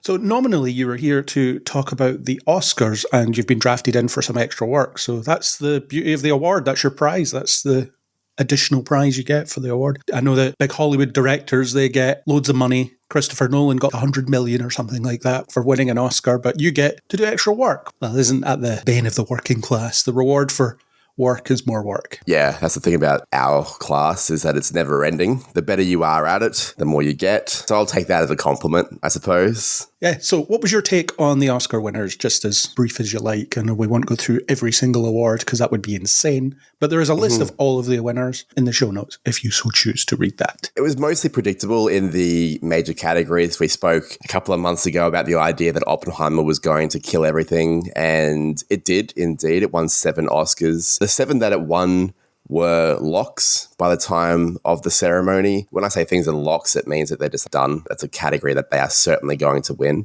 It's a done deal. Yes, exactly. I predicted it to win 8 though. Okay. And it only won 7 because it lost Best Sound to The Zone of Interest. Have you managed to catch that movie? I haven't, no. It's a challenging watch. I recommend that everyone watches it because it's one of those capital I important movies, but it's deliberately boring, I suppose. It's mundane deliberately. It's kind of the point, but the sound design is what tells you all the time that there's something very, very wrong happening at all times. And it's an inspired victory because Oppenheimer had good sound, and that's what I predicted the Academy to do, to go with the juggernaut movie. But the Zone of Interest one, which was just an amazing surprise, I was happy to be wrong about that one. I was also a bit surprised by the end that Emma Stone won for Poor Things in Best Actress. I thought that she would be pipped at the end by Lily Gladstone, who won the Screen Actors Guild Award towards the end of the season. I thought that would be enough to get Lily Gladstone the win, but Emma Stone gets her second Oscar by the age of 35. Pretty incredible stuff. Not a lot of surprises in other categories, to be honest. One that I was really happy with, and one that you and I spoke about on my show Academy Watch, which covers the Oscars, was that Spider-Man Across the Spider-Verse was the heavy favorite to win Best Animated Feature, but it was pipped by The Boy and the Heron, with Hayao Miyazaki not even showing up to the ceremony. It's a snub. It was robbed, etc. Whatever. Well, yeah. Personally, I would have definitely voted for The Boy and the Heron. As you know, I loved both of those movies, but I preferred The Boy and the Heron. And Hayao Miyazaki is probably the greatest living filmmaker. So I think that's a great award as well. I was happy to be correct about that one. I guessed that one. That was a hope prediction. I call him a hope dick. But it was one that came off. But the rest of it was a solid ceremony. Nothing really went wrong. I thought Jimmy Kimmel did a good job as host. There was a couple of good bits that were quite funny. The highlight of the night for sure was Ryan Gosling and the Kens doing I'm Just Ken. Incredible stuff. I've seen that. That's a top 5 best original song performance moment at the Oscars for mine. That was incredible stuff. Gosling channeling his old Mickey Mouse Club days. Oh, yeah. That dude is a dream. I love that dude. We love an unproblematic king, and he appears to be that. Hopefully, I'm not proven wrong in the future on that one. Yeah, he's wonderful. So, all in all, I would say the Oscars were mostly unsurprising. Some pretty nice surprises and some show-stopping moments in an otherwise solid ceremony. Would you say that Jimmy Kimmel was a safe host? Because I know there's been years where the host seems a bit too out there for the Academy, like Ricky Gervais or so on. Then the following year, they overcorrect by getting someone that's just really boring. So maybe after last year's Slapfest, they went for someone that was going to just toe the line a bit. I don't know. Well, that was 2 years ago now, the Slapfest. Yeah, 2 years ago. Last year, I think it was Kimmel as well. Okay. That's when Everything Everywhere All at Once just won everything. Doubling down on the safe then, perhaps. Yeah, I think a safe ceremony works, to be honest. The reason I watch the Oscars is not for the big moment. And I saw a bit of commentary out of this ceremony that was like, oh, it was a boring ceremony. Nothing happened. And I'm like, are you kidding me? I'm just can happen. That's awesome. If the two things that come out of it are Oppenheimer did really well as predicted, and I'm Just Ken absolutely slayed, then that's good. That's a good result because the Oscars should be for film people that love this kind of stuff, enjoying the speeches and enjoying the ceremony and having a nice time. And if it's not that, then something's gone wrong. I think the broadcasters were trying to push it in a particular direction because the ratings were declining. So they wanted a more quote unquote interesting ceremony. But yeah, I agree with you. I think it should just be this boring procession of awards being given out and speeches and the odd performance or whatever that people that are really into that sort of stuff can watch and enjoy. I don't think they should be trying to pander to the likes of me who don't enjoy watching it to tune in case something ridiculous happens. Exactly. But that's a broadcaster thing, isn't it? They want ratings and they want to sell ad space and all that good stuff. But it's one of those things where you can't really manufacture that out of the content, can you? Well, no. And I think the ceremony that does it the best, that are the ones that I've seen, is the Independent Spirit Awards. They do a really good job. They always get a really good host. It'll be someone like John Mulaney or someone like Aubrey Plaza. These are people that actually like movies. If you get like a Ricky Gervais in there, he doesn't like movies. He doesn't care about Hollywood. He doesn't like all this sort of stuff. It's just way too cynical. Jimmy Kimmel is somewhere in the middle, probably slightly leaning towards enjoying being there. You want that. You want someone that wants to be there, that enjoys this stuff, that has seen the movies and can talk about them and isn't going to make too many easy jokes. Jokes like, oh, geez, aren't Oppenheimer and Killers of the Flower Moon long? A couple of those were in there and it's like, whatever, that's lazy. But no, it was good. It was a good ceremony and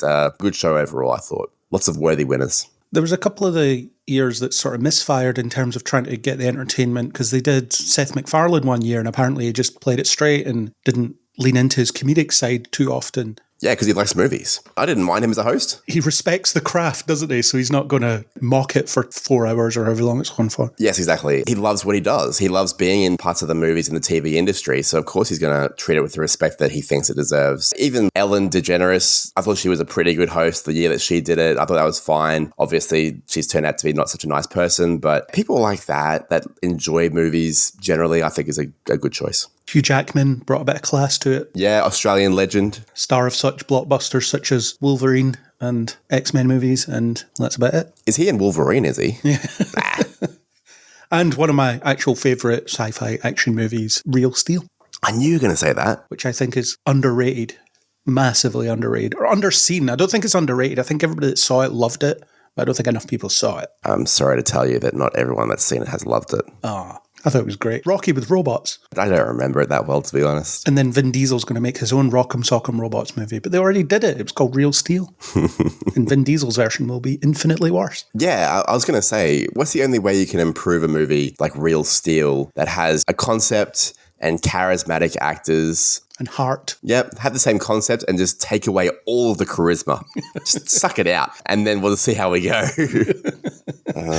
It'll probably not happen though. Let's hope. Before we get onto the rest of our list, let's do some quick outside of the podcast. What have you been watching? Not much, to be honest. I've been exhausted. I did so much watching of movies for Academy Watch. And so much podcasting for Academy Watch that I just ended up having a bit of like a mental break. And making yourself ill. That'll be how you became ill. Yeah, I think so. Genuinely. Bit of burnout. I'm back on Movieversaries. That comes back in April. So by the time this drops, I would say maybe the first episode would have dropped of that. So please go and check out Movieversaries. So I've watched a couple of movies for that. Rear Window turned 70 this year, Rear Window by Hitchcock. And that is a hell of a movie, a really, really good one. So I really enjoyed watching that one again. That's like a 5-star movie. That's a pretty uncontroversial take. I think it's a top 30 movie ever, I would say, for me. Then I watched 16 Candles from 1984. So that movie is 40 years old. I'll be recording about that with our mutual friend, Violet Hammond. And I'd never seen that movie before, but I was very culturally aware of it. It was one of those ones where it's like, I don't really need to watch this, do I? And then you do an anniversary podcast.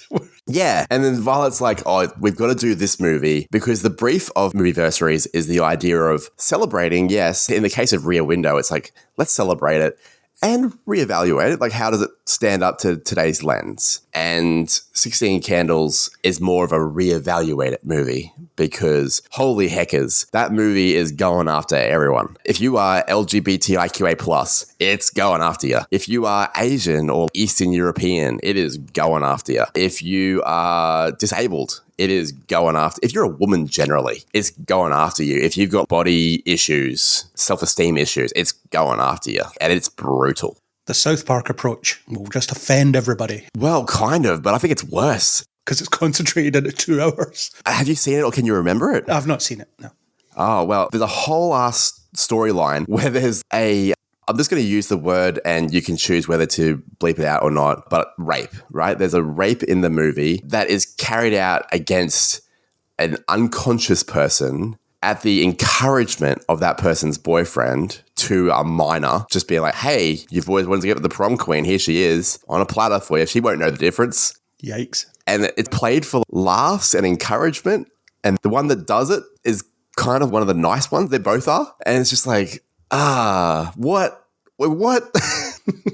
That movie's 40 years old, and me and Violet haven't had the conversation yet. That conversation is going to be like, well, it was acceptable in the 80s. It was beloved. That's John Hughes' directorial debut, and it's a shocker. It's a shocker. So that's like a 0.5 stars. That's a shocker. I can't believe it was made. It's how offensive it was. I couldn't believe I had to pause it several times to gather my thoughts.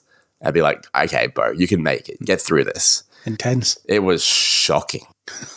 And that's about it so far. Looking forward to watching Hoop Dreams and Sherlock Jr. for the podcast as well. And that's my April slate for Movieversaries. And I requested that we do Speed at some point. Not the drug, the film. You know, whatever floats your boat. We're not a drug positive podcast. Whatever you would choose to put in your own body is up to you. I'm not going to judge. Oh, thank you for that. I don't. Yes, definitely that's a good one. And again, it's one of those ones where will it hold up to the 2024 lens? I think it will, but worth reevaluating. I think that's a good one. So yeah, I think we will get to that. I think it'll be, I wish they were still making films like this today, consistently. I think that's what's going to come away from.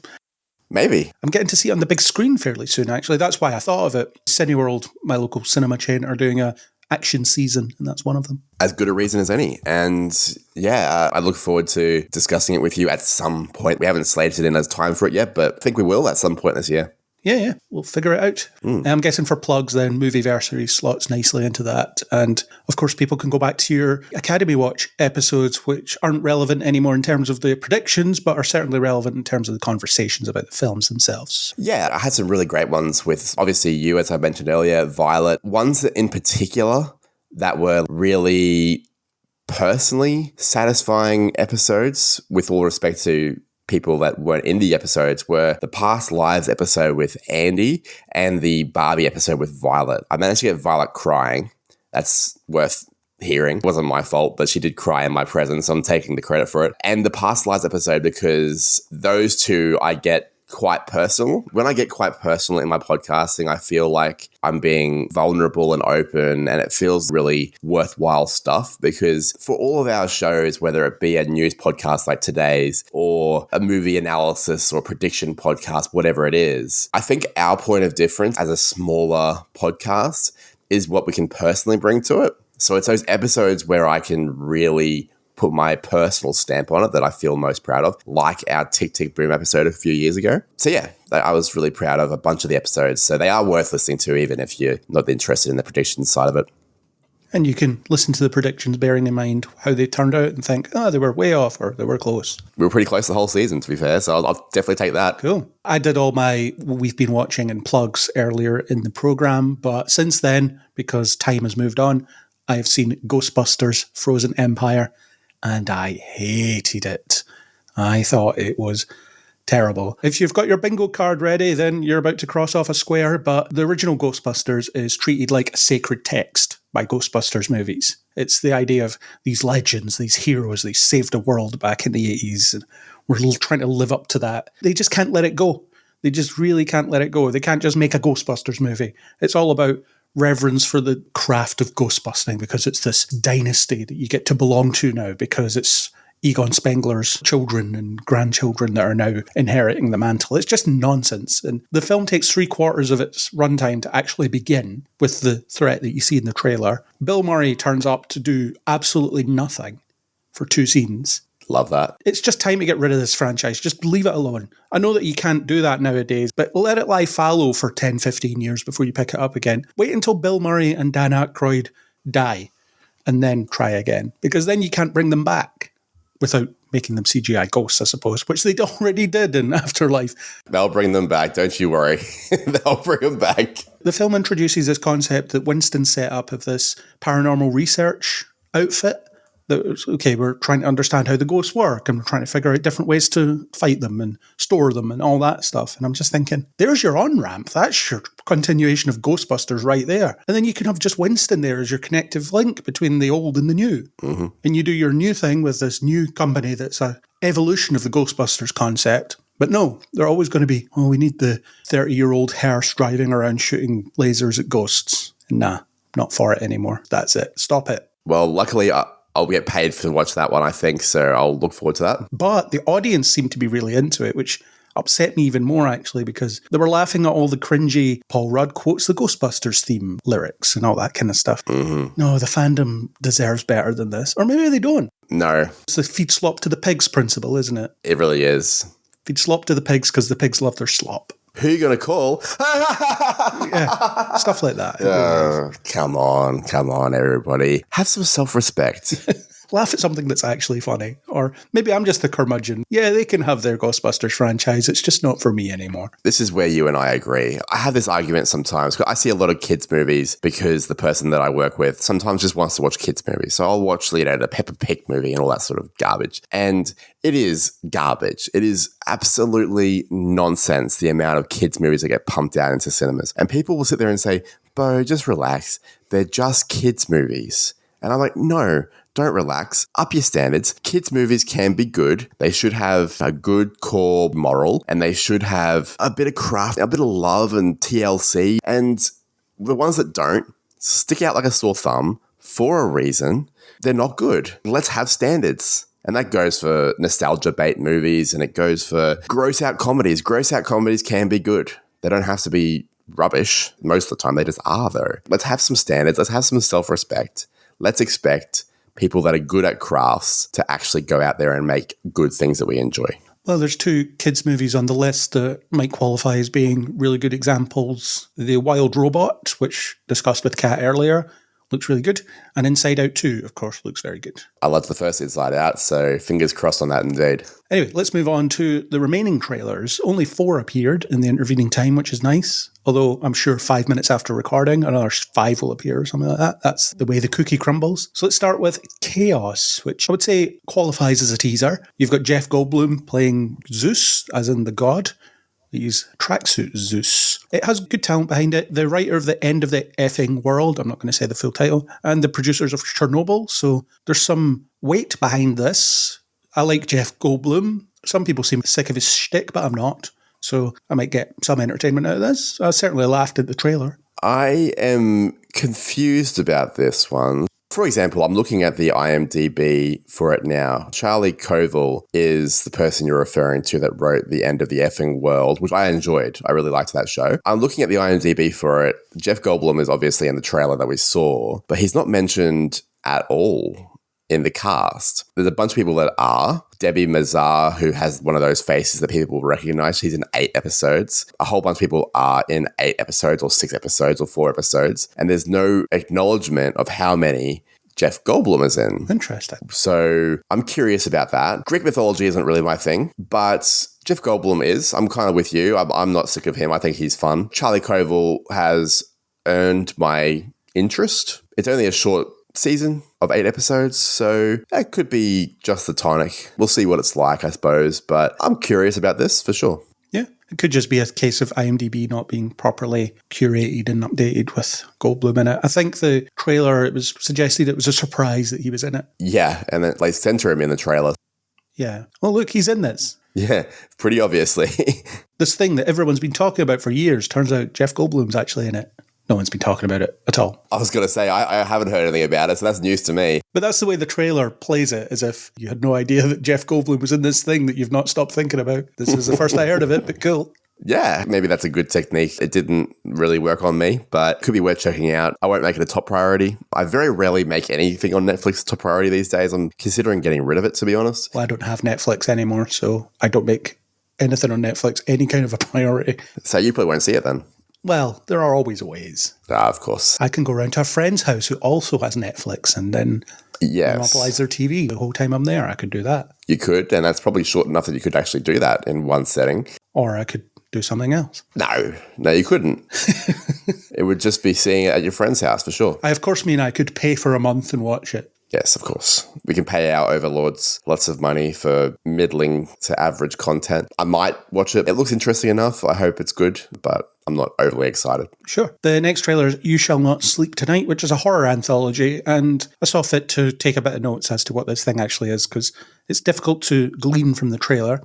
So the film centres around the terrifying apparitions a young boy suffers from at night as he discovers the truth behind them and his father's destiny. There are different filmmakers that do different segments of the film. I think it's unique in the anthology sense in that the segments are anthologized, but the actual story is a ongoing one.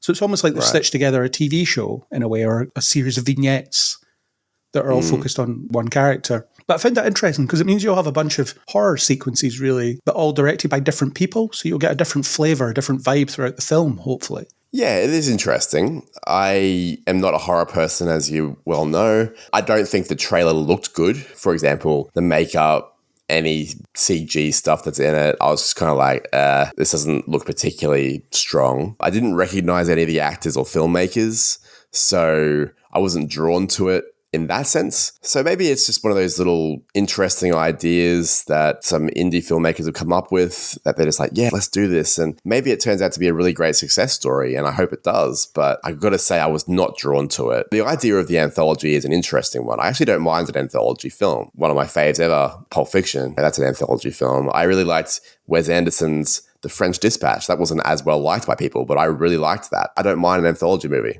I would call Blade Runner 2049 an anthology movie. It feels like there's a lot of stitched together elements that loosely combine into a story. I wonder if this will be more obviously an anthology than that. Maybe. I wouldn't have described it as that. I have to maybe watch that movie again to think of it that way, but it's an interesting idea.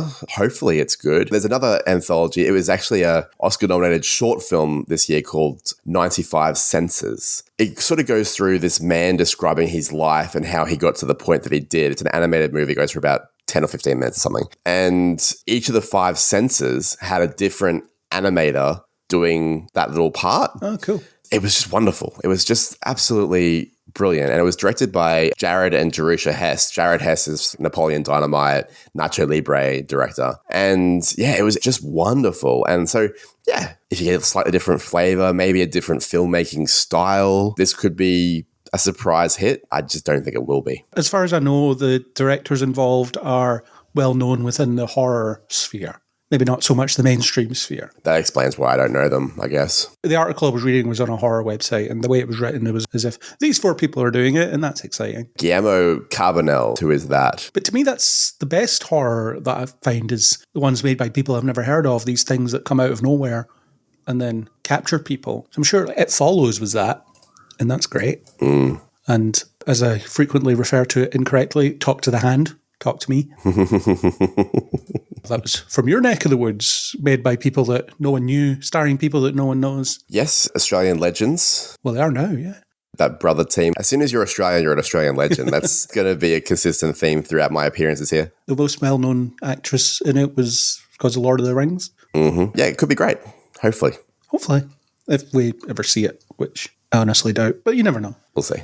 Moving on to something that is a bit more well-known, and I'll better be careful that I don't summon the thing, so I'm just going to make sure that I only say it twice. Beetlejuice, Beetlejuice, the film is called. It's Jenna Ortega continuing to take over the world by being in everything. It is very much a teaser, which I liked, and Michael Keaton still rocking the role, even though he is the age that he is. Can't stop that man, it seems. I've only seen the original movie once. Me too. And it was ages ago, so I don't have that connection to it. Same for me. I think this could be pretty good. It's written by the Smallville writers, or more recently, the Wednesday writers. So that's encouraging. You mentioned Jenna Ortega continues to take over the world by being in everything. This feels very up her alley, though. This is in her wheelhouse. It doesn't feel like a big step away from what we know her for. Just judging by the content of the original film, what she's been in so far, and the trailer, it's not a stretch. For example, if you had said, who's going to be the Winona Ryder surrogate in this movie, she would have been one of the first actresses that I would have guessed. But she's good. She's talented. Is she one of your girlfriends? No. She's not? She's too young, sure. So that's a good call, yeah. Not that my girlfriends, as they've been dubbed, it's not in any way lascivious. It's just actresses that I like watching and stuff. Not in a creepy way. I must stress. Yes, this is a Violet-ism where she just decides that people are girlfriends of ours, and I'm adding to the list, and I'm adding mostly women that I find obscenely attractive to my list. Mine, it's all about the talent. And she is talented, there's no question. Michael Keaton's a consistent actor. You mentioned the age that he is 73, so that's getting on. Willem Dafoe is also in this, another consistent actor. Monica Bellucci, Catherine O'Hara, just a naturally creepy woman. Winona returns. Justin Theroux is in here as well. That's a pretty good cast. Like you, I've got no real connection to Beetlejuice. You've said it once. Careful. Yes, I'll just leave it at that then. I've said it twice, so I better be very careful. Are you a superstitious person? No, I just like to have fun with it. Because I'm just like, what if I just say Beetlejuice right now? Well, then it's you that would have to deal with it. Well, I'm looking around. We'll see. But he doesn't always show up immediately. If I suddenly cut out or something, it'll be because some random creepy guy is here to cause mayhem. Did you ever see it in Community where they say the word 3 times over the course of, I think it's several seasons, and then he wanders around the background? Yeah. He just randomly shows up. Yeah, one of their better bits, I think, actually, that one. There was a cartoon as well, you know, when they did cartoons of everything that was like this. There was a Back to the Future cartoon, there was a Star Trek cartoon, there was this. I remember seeing the cartoon. I don't remember seeing the cartoon, but I do remember it existing. I couldn't tell you a single thing about it. I just have a mental image of seeing the cartoon. I think I have maybe similar, but again, one of those movies that just didn't have a cultural impact on me. So I don't know why we're doing this. I don't think it's necessary. Legacy sequels. Everything gets a legacy sequel. We're just making movies. For some reason, Michael Keaton continues to say yes to them. Don't understand why, but he does. He must like money or something. He must love it. He must have a severe gambling problem. Let's hope it's nothing as sinister. Just hurling accusations at Michael Keaton. Although, he did really well because he signed a multi-picture deal to play Batman and then only ended up doing it once. Respect the man. Respect the hustle. Well, he filmed it twice. He only appeared once. Respect the hustle. Actually, I think he filmed it 3 times because he did some work for Aquaman as well. But that was also deleted. So he's done a lot of work that no one will ever see as well. Just get that bread, Michael, as far as I'm concerned. As long as they got paid, it's fine, yeah. Get that bread. There was a bit at the Oscars, wasn't there, where there was a Michael Keaton and Danny DeVito and so on exchange. I saw that. Yeah, one of my favorite bits was that one. The way they set that joke up, it's those two walking out there and they're like, obviously we have a lot in common, but the main thing is, and then Arnold Schwarzenegger goes, we both tried to kill Batman. Or we were both killed by Batman or something. And then they're like, oh, there he is. He's just sitting there looking at them, that stare. I'm just like, that's good TV. Good stuff. Michael Keaton's just sitting there thinking, amateurs. Well, he killed at least one of them. Yeah, he did. I'll probably see this. I should revisit the original just to see if I like it, but I wonder if it's a of its time, you had to be there sort of thing. I suspect it might be, but time will tell. But it may be one of those legacy sequels that it doesn't matter if you've seen the original or not. Yeah, a few of those get around. I would say that I will probably see this because my person that I work with will want to see something like this because they will remember the original or something like that. But I'm not that interested, to be honest. As long as Michael Keaton's up for it, as long as Jenna Ortega's doing what she does, then it should be fine. Tim Burton hasn't been good for a long time. Well, he directed some episodes of Wednesday, maybe just the first one. Okay. I haven't seen those. I liked Wednesday, I thought it was really good. In terms of feature films, I can't remember the last one that he did was even remotely good. Can't remember the last one he did. So does he still have the juice, if you will? Time will tell. I feel like with Burton, you should never let him go to full Burton, though. I think he needs to be reined in a bit.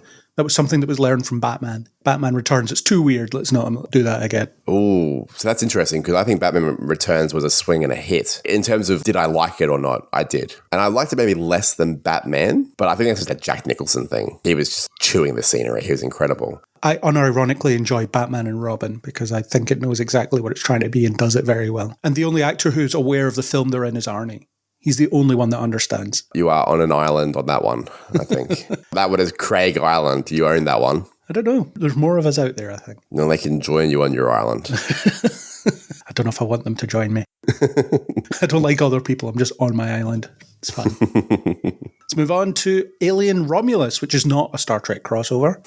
Alien and Star Trek crossover. I think it's happened in comics. But anyway, Romulus. Never mind. I don't know what the Romulus title's in relation to. It might be the name of the ship, just like Covenant, for example, and Prometheus, just the name of the ship. So who knows? But this one, Fede Alvarez directing. He's the director of Don't Breathe, which is a film I really enjoyed. He apparently specifically wanted to make an alien film where it was 20-somethings being terrorized after seeing that young people existed in the universe and aliens, which, if that's what he wanted to do, then cool. The 20-somethings angle really leans into the slasher movie sensibility, I think, to do that. But maybe the 20-somethings will be annoying, as they often are in these slasher movies. Can't wait till something kills them, etc. There are only 6 credited actors in the film, so it's a small cast of people that will be slowly picked off, I guess. I reckon the chaos that you see in the trailer is very early in the film, and then it will give way to more deliberate atmospheric horror. So I think it will be killing everyone else in the ship except from these young kids or young 20-somethings. A couple of talented performers in that as well. I mean, I can't speak to the ones that I haven't got a relationship with, but Isabella Merced, I've liked her for quite a while. I think we've spoken about her previously because she was a good Dora. She was in Sicario, Day of the Soldado, which was a bad movie. She was quite good. She's in Madam Web, unfortunately, for her. Yeah, no one gets out of that one alive. She was in Instant Family, I think it was called, with Mark Wahlberg. She was the oldest kid that's adopted. She's a talented performer. And Kaylee Spaney, who I really liked in Priscilla. I thought she was very, very good in that movie. She's good, yeah. So, yeah, a couple of talented performers. I imagine they will do a fair bit of the heavy lifting when you talk about the atmospheric horror, when you talk about the characters that will be developed. I imagine they won't be the first ones picked off. If they are, it'll be a nice surprise, but hopefully they get to do some character work in this because they are talented performers. Archie Renew, or however you pronounce his name, he was in Upgraded recently with one of my quote-unquote girlfriends. He was also in Voyagers, which is all right. He's also in Morbius. Yes, as Bobby, whoever that is. So a varied career, I suppose. Prometheus and Alien Covenant were dreadful, and we do Alien Day every year. We've covered all the Alien films, and we'll be doing this one next year because it's an Alien film. This year for Alien Day, hilariously, we had to do Predator because we ran out of Alien movies, and Predator is set in the same universe. So easy enough. Of course. So those 2 films are terrible, so I'm glad that this one is saying we're not going to acknowledge those. We're just going to do our own thing. Good call on that one, I think. And getting a different director that isn't Ridley Scott, who doesn't get this franchise apparently, even though he created it, is a good move. And I think Don't Breathe, Fede Alvarez did a great job using setting. He had an excellent command of setting. So if he brings those sensibilities here, makes it about fumbling in the dark while the alien stalks you, that kind of stuff, I think that's something he will lend himself very naturally to. Yeah, that all sounds about right. What you want is somebody that's going to be especially comfortable. I think the setting and having it feel like a threatening environment is going to be key to this thing working. And he has got a demonstrated ability to do that, so fingers crossed. Yeah. And like I said, the chaos that you see for most of the trailer, I think that's just the first 5-10 minutes. Then the rest of it is like the last shot in the trailer, which looks more dark and dingy and atmospheric. This is the embarrassing part where I sit there and say I haven't seen Alien or Aliens. Wow. Yeah. So I don't care about this movie. It's interesting because on the Discord for the We Made This network, there was people on there being, oh, geez, I hope this is good. And they were sharing the trailers. You talk about like 15 trailers a month. As few as that? Yeah, these people don't really share that many trailers in there. It's usually maybe 1 or 2 a month. And it'll be like, oh, this is so exciting. The new Marvel, whatever. And that one got that kind of reaction in the Discord chat. And I was like, I just feel so outside looking in on this franchise. I'll probably see it again for work. I saw Covenant. I saw Prometheus. I didn't think Prometheus was as bad as you're saying it is. But I didn't see it in the scope of it being an alien movie. I saw it as just Prometheus. I think it just being basic competence as a movie is problematic. Listen to our Alien Day episode and you'll hear us tear it apart. Yeah, I don't want to relitigate anything, but I didn't hate it. I did not think Covenant was good. So I guess we'll see. Hopefully this is good. I don't really care though. I wonder when Alien and Aliens are up for a movie-versaries visit. Well, Aliens 1986, so 2026 will be the 40th anniversary, and I think I would end a friendship with Ian Buckley if I didn't let him have that one. Him or Ashley or both, I guess. Maybe both, but yes, Ian Buckley will definitely want that episode, so I'll definitely let him have that one. That's good to have plans for 2 years from now. Right on schedule, we have the familiar sound of the TARDIS. I'll be right back.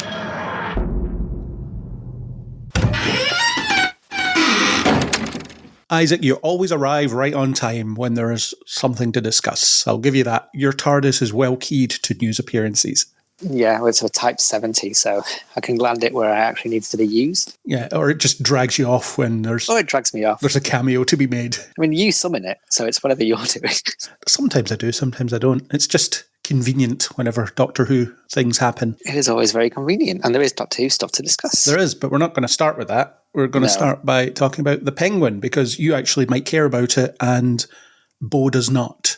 I do. The trailers came out, I think, almost the exact same time, which I found very exciting. So this is the Batman 1.5, I guess. The next chapter in the Batman saga. The next chapter in the Batman saga. Get a grip. That is ridiculously hyperbolic marketing, isn't it? Yeah, they mentioned Academy Award winning Colin Farrell twice. Just in case you forgot that he was Academy Award winner Colin Farrell. He didn't win an Academy Award for wearing that kind of makeup, though. No, just doing his sort of Guy Ritchie thing. I mean, I enjoyed the Batman movie, and Penguin is my favourite of the Batman villains, so this is right the thing that I want to see. So looking back at that movie, he was probably my favourite element of it. Obviously, I had like the Riddler and Joker and everybody, and they were okay, fun versions, but I think Zoe Kravitz and Colin Farrell was the best part of that movie. So I'm glad to see that they're doing more with the Penguin, especially because he's a character that doesn't get much play. He's not as popular as, say, a Riddler or Joker. He's been living off the popularity of the Burgess Meredith version for a while. He was basically a lead in Gotham. He was a lead in Gotham as well, yeah. I forgot about Gotham. Oh, I wonder if Fish Mooney will be in. I wonder if he'll decide to team up with the Riddler and cause chaos and then get captured immediately. I hope so. That's what I hope for this. A friend of the show, Darren, was talking about the Penguin recently and how that character hasn't had a definitive, they haven't had their killing joke or their definitive story. And maybe because this character he's not really a super villain. He just understands the business of super villainy. He gets that you need the gimmick and you need the umbrella and the look, because that's just how Gotham works. It's just being an opportunist and running a business out of the insanity that everyone else is bringing along for the ride. He's sort of a half step between mob boss and supervillain, isn't he? Yeah, he's essentially, because everyone is a mirror of Bruce Wayne, is essentially what if Bruce Wayne just used all his money to do the easy route and go down the criminal track. Everyone loves the weirder ones. Like we've obviously had Danny DeVito and Burgess Meredith in the past. And I know with this, they're going more of the Arkham-verse gangster Penguin, especially well in the trailers, all he talks about is the big gangster in our neighborhood, and that's real respect or whatever. Yeah, and then there's a power vacuum after the Batman, isn't there? Yeah, exactly. The Falcone or Falcone, however you say it, that family's gone and there's big shoes to fill. Apparently Robert Pattinson is in this show in some capacity. I'd like that to be true. Stuff that's set in Gotham and Batman's absent always feels weird. It's a bit like in Birds of Prey, where there's that big thing that's happening at the fairground, and Batman's just nowhere to be seen. Just busy, yeah, sleeping. I could feel this would be like Penguin would be at his desk and there'd be a shadow cast across the office, and then just the voice, he's recording it at home. I'm keeping an eye on you. I know what you're doing. It's like, yeah, scrattle on, you rat or whatever. I think it'd be one of those kind of cameos. Or it's just as Bruce Wayne, emo Bruce Wayne. Or it could just be Bruce Wayne, yeah. I don't know how busy Robert Pattinson is. He's doing Mickey 15 or... Mickey 7, I think it's called. You filmed that in like 2001, just never releasing it. Visually, it looks in keeping with the Batman movie. It's Matt Reeves that's doing this as well. So it's almost the equivalent of James Gunn doing Peacemaker after the Suicide Squad. It's this clear continuation, isn't it? Essentially, yeah. I mean, that was very popular as well. So I'm sure the spotted people like the characters, they always pick their favourite out of it and mind the content well and do more with that one. As an aside, I forgot to mention this during the James Gunn-verse conversation I had with Kat, but did you hear that Peacemaker Season 1 isn't canon to Season 2? I've heard something about this. Isn't it that Peacemaker remembers it but no one else does, or is that just a rumour? I think that's just a rumour, but James Gunn has actually said that Season 1 is not canon to Season 2. Season 1's in the old universe and Season 2's in the new universe. Oh, yeah, so yeah, Season 1 and Season 1 again. There's characters that die. They could bring back them for Season 2 because it doesn't count. Yeah. I think that's really funny that you have Season 2 of a show that has nothing to do with the first season, except for the fact that it stars all the same characters. I mean, it kind of fits with the more goofy, chaotic vibe of Peacemaker, so it's on brand. Season 1's finale had a cameo from Ezra Miller and Jason Momoa. Oh, yeah. So they very much have to divorce it, don't they? It's not as if they could claim, it was always set in a new universe, because it wasn't. Maybe there was lots of stuff that James Gunn wanted to do, but at the time, whoever was in charge was like, nah, we can't budget for this, we can't do this. But now he's in charge, like, well, I'm doing the series one I wanted to make. I can write my own checks. Until my Superman film doesn't make enough money and they fire me and bring someone else in. Yeah. Or I do a crime in between. One of the two. Whichever happens first. Yeah.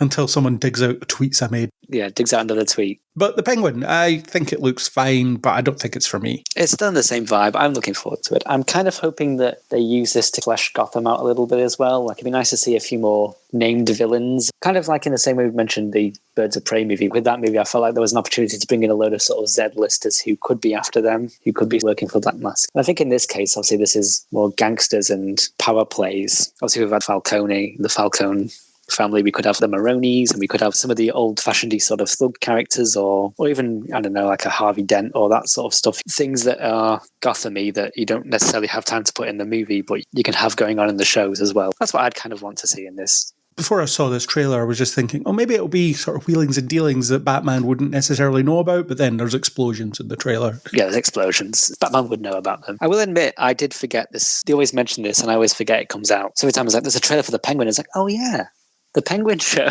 Well, I wasn't sure what had been dropped and what had been kept, because there's the Gotham PD or whatever they were going to call it. That's not happening anymore. That's become the Penguin show, I think, yeah. Because early on they commissioned the Penguin and Gotham PD, and now... Yeah, the rumour has it the two series were close enough that they could go, like, we can just make this the same. So will Gordon be in this, do you think, then? I don't know. Maybe not. This feels like it could also be one where we could see more of that. We could have someone in the Vice squad or something, or like another DCI who's under Gordon. Maybe like, what's she called? She was in Harley Quinn as well, not Martinez. The police officer from Birds of Prey, you could bring those sort of characters in as well, or someone who's worked in Bloodhaven has come over to follow lead or whatever. Yeah, there's Maggie, what's her name? She was in Supergirl as well. Yeah, there may be a Gordon cameo, but I imagine that the cop who's on the case will just be a non-commissioner, just another DCI.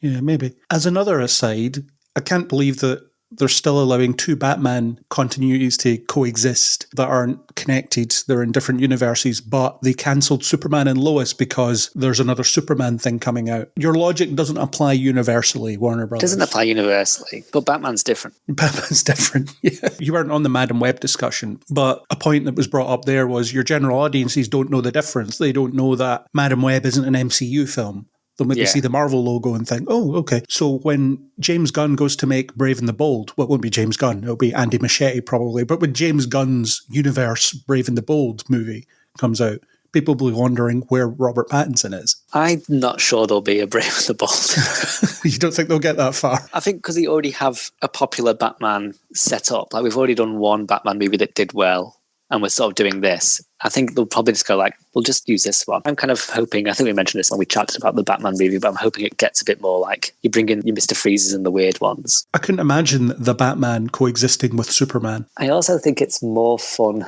when the Batman and the world the Batman lives in kind of at odds with each other, like with the Michael Keaton ones. He was still a serious Batman, but the world he was in was sort of goofy, and there was a weird penguin who was mayor and the Red Triangle gang and stuff. So I think if they did bring in a Superman, a sort of happy Superman into this sort of Gotham and this sort of Batman, I think that'd be more entertaining than the Zack Snyder equally gloomy Superman and Batman thing. I think it'd be really fun. No, you need to get the contrast, absolutely. Yeah, this contrast. So I think if they did do that, instead of trying to set up another Batman from a risky, well, not a risky director, but a director who did The Flash. But I think it's acknowledged that The Flash was not Andy Machetti's fault. It was everything surrounding it. He kind of gets the blame because he came in and finished it. That's true, yeah. He was just the last person to grab it. So I think Brave and the Bold is his reward for doing that. It's that, okay, you can actually get to make a movie now. You have a bit more control over this one. Yeah. But then we had Joker in the Batman and Joker and stuff. So I think with Batman, it's just sort of a money-making machine, so they'll probably be okay having a couple. Yeah, maybe. But maybe your general audiences will be confused by the fact that Robert Pattinson's not in this Batman movie. Yeah, because that's still a couple of years away. For now, they can sort of roll on the Matt Reeves-averse and keep that as the main thing. I say not much to say. It is very much a teaser. It is. Just essentially a scene of the Penguin talking about this old respected gangster, and that's what he wants to be. I think it's out in July. It's out pretty soon, yeah. I'll definitely watch this. I think it looks pretty fun. I don't think I will. I always like seeing more of a Gotham with what's going on, how the criminals interact with each other. More of Glasgow Gotham. More of Glasgow Gotham, yeah. I'm up for it. Okay, let's move on to the reason that you're here. Yeah, the meat and the bones. Doctor Who. We have a trailer and we have some news that I didn't fully commit to memory because I knew you were coming to do this. We'll get the news out of the way because that's just quick and easy to mention. The big thing being the return of Stephen Moffat, who'll be writing, I think it's episode 3 or something he said, or episode 4 of the new series. And the Christmas special, maybe.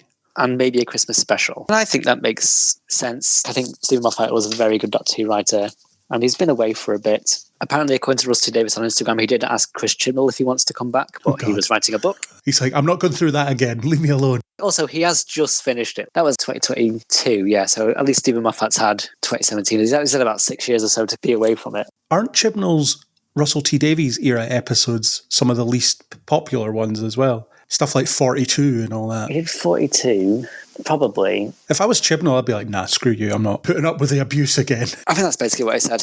I think he did say asked him, but I think that might have been the sort of, not like I'm ignoring him sort of thing, but he won't come back. He's just show ran the show. Same with Stephen Moffat. I think if you asked him to write a Jodie Whittaker episode in her second series or first series, he'd be like, nah, I just did it. Like, leave me alone. Yeah, it would kind of feel like stepping on the new showrunner's toes, wouldn't it? Yeah. It was the same with Wesley Davis. When he first left, he wasn't interested in doing anything, and then around lockdown, he started doing stuff and did a Big Finish as well. So I think after a while, I guess they just sort of get the itch to jump back in. So I'm very excited to see another Stephen Moffat adventure.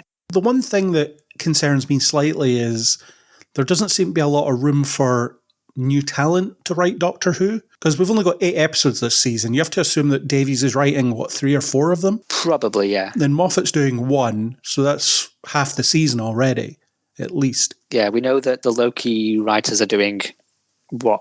But I think it's exciting now being like, oh, Stephen Moffat, he was really good. But then if they go, oh, and Mark Gatiss is back or Jacqueline Rayner is back. If it's just all the people who wrote when he was in charge already and it's just the same team again, then it will be less exciting because it'll be like, oh, it's just all the old ones. It's the perfect avenue for science fiction writers because the show can be anything. Exactly, yeah. It has always historically been the start of a lot of big things. It's an easy place where you can jump in and do whatever you want.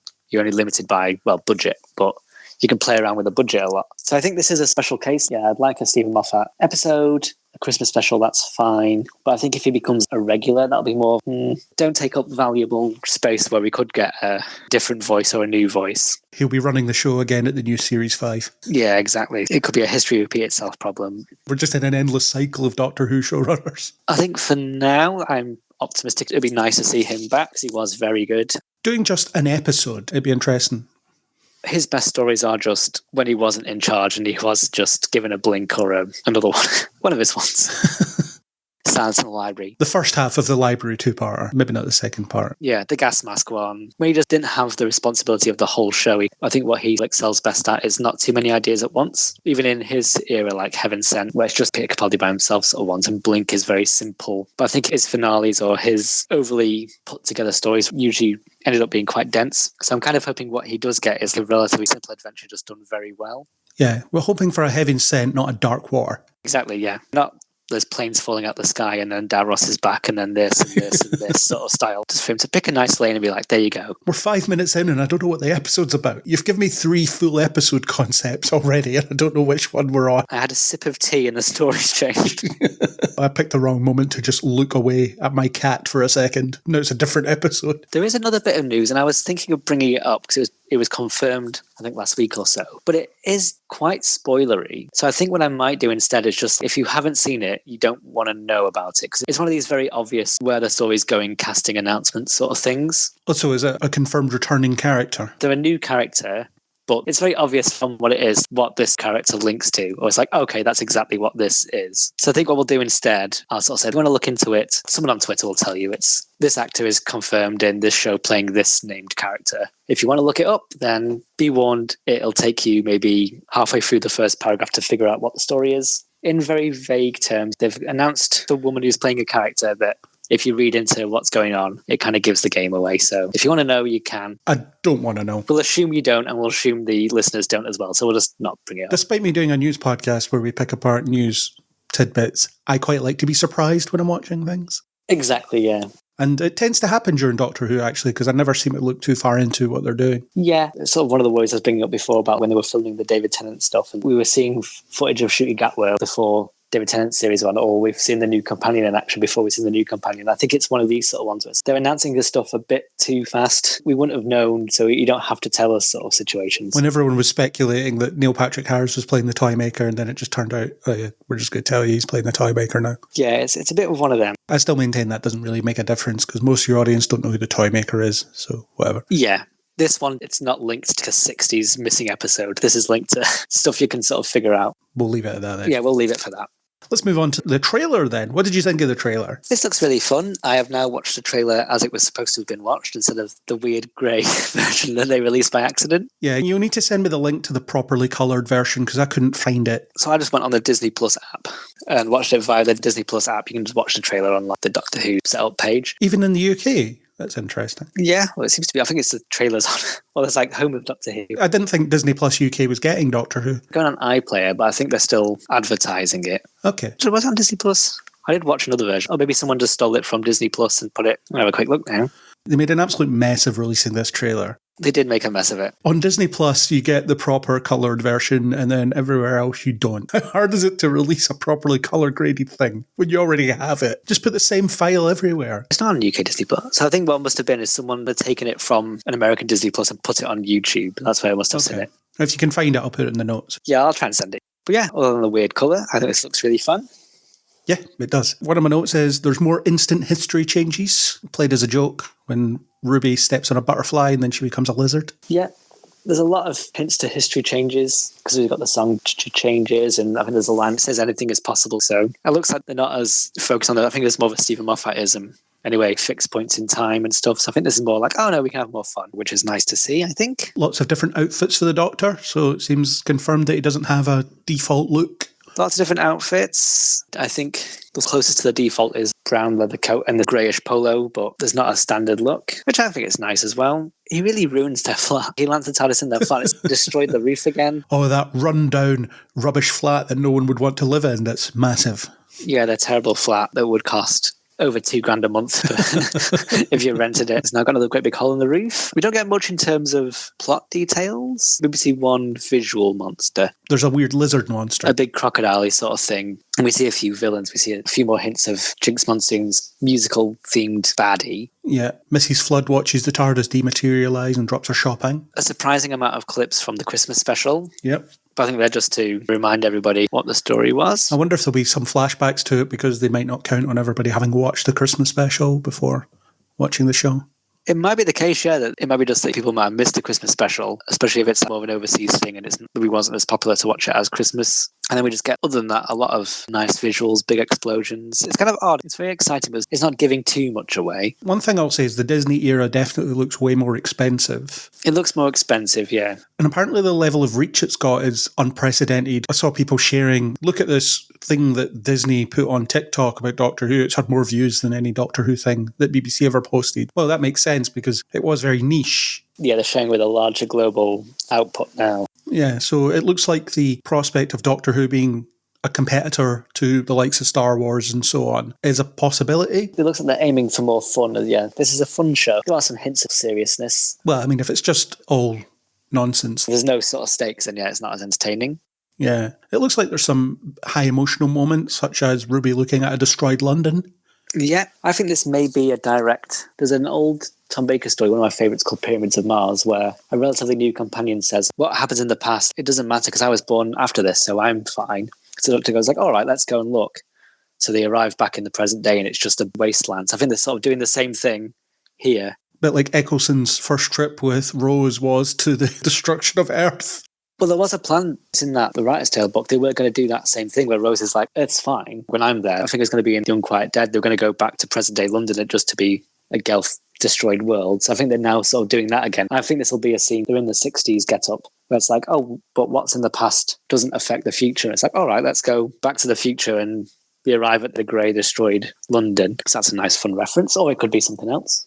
Maybe it just is destroyed. Shooty Gatwa continues to look like he's so cool. He still looks very cool. Definitely very charming in every scene he's in. Going to be some stuff set in Avengers Unit Tower. Avengers Unit Tower. Mystery Mum is back, briefly. Yasmin Finney's there somewhere. I think so, yeah. In the Unit Tower. Probably the finale, I imagine, would be the Unit. Yeah. I don't know if this was someone just making this up, but someone suggested that there was going to be like a David Tennant hologram head in the TARDIS that talks to him. There's a scene in this trailer which is part of what they call the Bridgeton episode. You know, when occasionally scan the Doctor and all the old faces come back up. And I think someone's taken the screen grab of it mid David Tennant face and gone like, oh, look, David Tennant's back. Right. Who are you? You're all these people. He's in the old get-up and he has a sort of grid line scan thing going on and there's a blue hologram face. I imagine, yeah, it's just part of trying to establish his identity like they always do with new Doctors. There was some controversy around the release scheduling of the show. There was. It's being simulcast. It's been simulcast, so we get it at midnight. Yeah,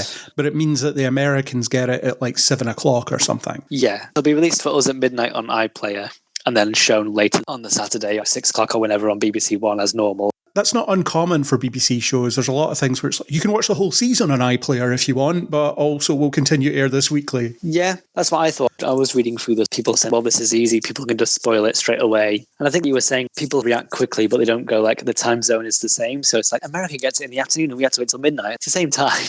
It's just for them, it is this. The thing is, it's going to cause a bit of a issue in a way because the Americans, they get it in the evening. So any American reviewing outlet can review it before the UK outlets get to. Yeah. Unless they send out screeners, which I've asked and always been told no. I've been told they don't give out screeners for Doctor Who. Yeah, they don't give them out usually. They probably do, but to not me. Oh yeah, to like the newspapers. Yeah, so that the Sun can do a 3-page story on what the episode's about, like they used to. Yeah. So it means that your Den of Geek or whoever will be able to review the show while we're asleep, and any UK outlet wanting to review the show will be on the back foot unless staying up till 3 a.m. to do that, which, by the way, I'm not doing that unless I'm going to make any money out of it. I'm not doing it. I'll watch it on Saturday morning. I'm not staying up if I don't have to. And I know a lot of people are worried as well about spoilers. In terms of, I'll go on Twitter in the morning and I'll see the ending of the episode. Then don't. Yeah, I mean, it's the same with all the Disney. Say we're watching like Loki or WandaVision and stuff. Every one of them, they came out whenever they did in the UK. Other than Vincent D'Onofrio just telling us he was going to be the Kingpin the day before the episode came out. I don't remember being really spoiled on any of the Disney Plus stuff. They were all simulcast as well. We got them at 8 a.m. or something like that. So actually we did better than the US, I think, in that respect. Yeah, I know a lot of people are upset, but I think a lot of it is also just because there's still a sense that Doctor Who is quite a preciously British show and they don't like the idea of other people getting it at the same time. It is a bit silly that a British show, the Americans get the kind of preferred viewing window. But also, in my view, it's just kind of a case of this is what's happening now. We can do the old-fashioned way, but no one will watch it and it'll get cancelled. Or you can put it on Disney Plus and other people get to see it a bit early, but they'll make a few more series of it. So it's sort of picking your poison. Well, from my point of view, I won't check Twitter when I wake up. I will just watch the show. I'll watch the episode when I get up. Yeah, I mean, I'm going to miss a couple of them, so I don't really mind. They're releasing 2 episodes at once, which is an interesting choice. Yeah, so they're doing a 2-part intro. Is it actually going to be a 2-part story, though, or is it just going to be 2 episodes? I'm imagining it'll be 2 parts. There's no confirmation at all, but I'm going to guess that they're doing a 2-part opener and making the most of the double feature opener and then probably do a 2-part finale. Usually when they release things like that, you look at them and you think, I see why they did that. I see why they released both at once. Yeah, wasn't it very similar for Spyfall? That was a two-part, and they did one was New Year's Day and one was a couple of days later because it worked out it was the Thursday and the Sunday or something. So I think it'll be a similar situation, which I think is also a good chance you get a decently sized introductory story to the Doctor and the new companion, a non-Christmas proper introduction story. But again, they haven't confirmed anything in terms of writers' episode titles or any of that, really. The second episode's the 60s one, isn't it? Yeah, but whether that's part 2 or maybe they go back to the 60s to chase up this, or It could be a loose connection. it could be a loose connection. I'm just thinking about how annoying that'll be from a review point of view if they're two distinct episodes. Because it's easy enough to review a double episode when it's the same episode just cut in half. But if it's two distinct episodes... Yeah, if it's two individual ones, I feel like in that case that would be a little bit... It's nice to kind of sit with one and just really enjoy that one instead of shotgunning two different adventures in a row. I'm not 100% sure I'm going to review the show. I guess I'll decide when I watch it. Yeah, I think we've decided it ahead that we'll do a podcast on it. We'll do a podcast on the season. I would never do an episode by episode. Yeah, we'll do a season 1 overview whenever. Whether I do written reviews, though, is, I don't know. I might just skip the first 2 if it's going to be too much work and then pick it up from episode 3. I don't know. If you're on the Discord, we'll put it in the chat and be like, we liked that one, we didn't like this one. If you want reviews, that'll be where it's at. I guess I'll wait and see what it's like when I've seen it. It's just kind of awkward. Saturdays are always awkward when it comes to reviewing, and no one needs to hear this. This is proper inside baseball stuff. This is me moaning about doing reviews for a TV show. I might ask for screeners. That will solve the problem. Worth a shot. You never know. Ask the BBC for one and ask Disney for one and see if you have two different guys. See what happens. I emailed Disney and they said to reach out to you for screeners. And then I emailed BBC and they said to reach out to you for screeners. It's the dad said I could get a suite. Yeah, ask Disney. Anything else on the trailer? It's a lot of stuff just thrown at you, isn't it? Lots of stuff, a lot of visuals, David Bowie song. I didn't look at trailer breakdown, but they will be out there. No, I didn't look at any trailer. They will be out there. I mentioned in our chat about the 60th anniversary that I think there's going to be a character from the 60s known as the meddling monk who plays around with history. And I think all the stuff about stamping on butterflies and anything being possible heightens that, but that's not confirmed. That's just my wishful thinking, really. Well, the instant time changes thing seems to be a thing they're playing with because we've had Mavity already.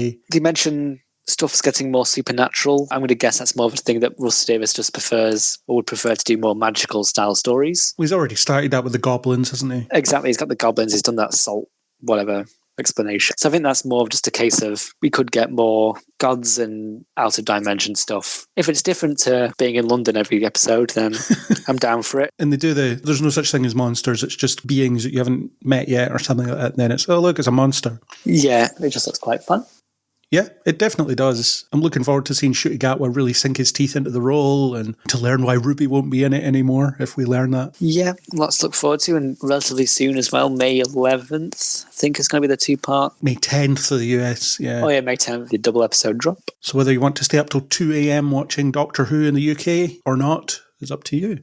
I won't be. I will be watching it in the morning when I wake up. I'll be squeezing it in whenever, but probably watch it regular Saturday time. Oh no, I'll definitely watch it as soon as I can. I won't wait until the airing time. That'd be madness. Yeah. Anyway, lots of fun. Nice to have Doctor Who back. Yeah, it will be. And it'll be nice if it's good as well. If it's good. It's one of those shows for me. It's always kind of good anyway, so it's nice to watch. I mean, it's always nice when things are good, to be fair. It is nice when things are good. I don't want to commit to 8 episodes of TV when I expect to hate it. Yeah, exactly. It's weird that it's only 8 episodes as well. It's going to be over before we know it. The series have been getting progressively shorter. Because what, it'll be done by July? Probably, yeah. There's 7 weeks, 2 months. So end of July. Beginning of July. End it before the school holidays, so the kids don't have to watch it when they're off on the holidays. That sort of works out well. Yeah, and then we'll have to wait till Christmas. Yeah, then Christmas for probably a Stephen Moffat story. Stephen Moffat's Christmas specials are among his weakest, but we'll not worry about that. He did one very good one. There's 3 he did that I thought were pretty good. His first one, the Christmas Carol one. Christmas Carol was very good. Oh, the Snowman was quite good, or the Snowman, whatever it was called. Oh, yeah. So that's 2. The superhero one, that was good. And his last one. When you say Stephen Moffat Christmas Carol, the first one I remember is the just straight adaptation of Christmas Carol. And he did some of those. The 2 Doctors one, that was good, I thought. Capaldi's last one. Oh, yeah. I was thinking of the David Tennant and David Morrissey one. No, that's rubbish. They all mix up. That's a Davies one, though. Yeah. Christmas I always tend to forget. I know you've done a rewatch recently. And a lot of the Christmas ones, I'm always too full or had a bit of wine or whatever. I was like, I'll watch this, but I don't really remember what's happening. That's why Voyage of the Damned is the best Christmas special. That is the best Christmas special. It's just a disposable, you don't have to watch this. It's just Space Die Hard. Yeah, Space Poseidon Adventure or whatever. Yeah.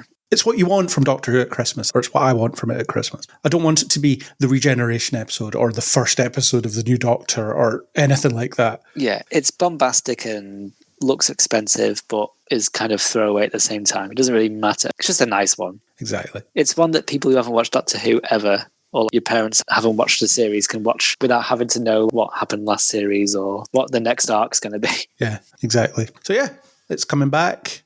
Coming back. Hopefully the colour grading will be fine on the actual episodes. Hopefully it'll look nice. Yeah. Well, I guess Bo will have more to chat about in the rest of the month. I really hope so. I don't know what else you're covering at the moment. We've got a bunch of stuff. I will return to him and you can step back into the void, the vortex even, isn't it? The Vortex, yeah. The void is the place you don't want to be. No. The void is the howling abyss, you don't want to be in there. So back into the vortex to return for the series roundup. There is going to be some Probably. Easter surprises apparently, but I don't really care. I imagine the Easter surprises will be episode names and writers, Yeah, maybe. I'd guess. Yeah, we'll see. We'll see. Anyway, enjoy your trip through time and space. Will do, and see you next time. Bye. Anyway, let's move out of trailers. Let's move on to general news. So, talk a bit about Star Wars, which I know you're very interested in. You love Star Wars, don't you? That's what they tell me. Big Star Wars guy. Yep, let's do this. Previously cancelled film Star Wars Rogue Squadron is now back in development. If you want a summary of what Star Wars Rogue Squadron could be, it's essentially Top Gun, but with X-Wings. And Disney cancelled that. Someone must have looked at the amount of money Top Gun Maverick made and thought, we cancelled our version of this? Let's get this back in development. And Patty Makes Jenkins sense. was going to direct it. She talked about how she's always wanted to make a fighter pilot movie because her dad was a fighter pilot. The announcement had her sitting in the cockpit of a plane. It was this big thing. And then a couple of months later, oh yeah, we're not doing this anymore. Now we're doing it again. That could be cool. I always like when Star Wars promises me that they're going to show me some stuff outside of the norm. So let's get away from lightsabers and Skywalkers and let's see the pilots on the ground, or I guess in the air or in space, doing missions. And they have to do a big mission. They have to do a big Top Gun. That'd be cool. I think that's an interesting idea.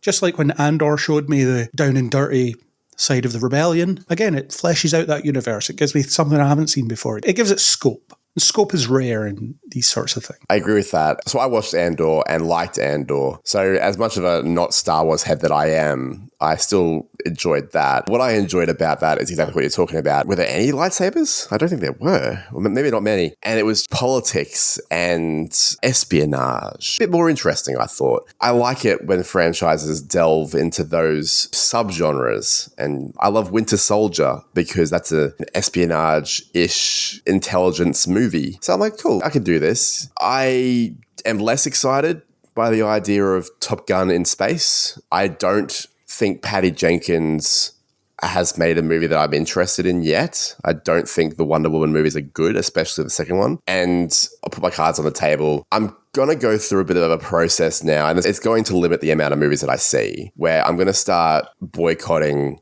Zionist creators. She's a Zionist. She has come out multiple times talking about how basically the Palestinians messed around and now they're finding out. That's pretty much the stuff that she's reposted a bunch in late 2023 after October 7th. That's pretty gross, I think. So I'm not interested in seeing her stuff at all. I might have to for work. And in that scope, I don't think I'm going to be interested in this. I think there's more bad Star Wars properties than good ones.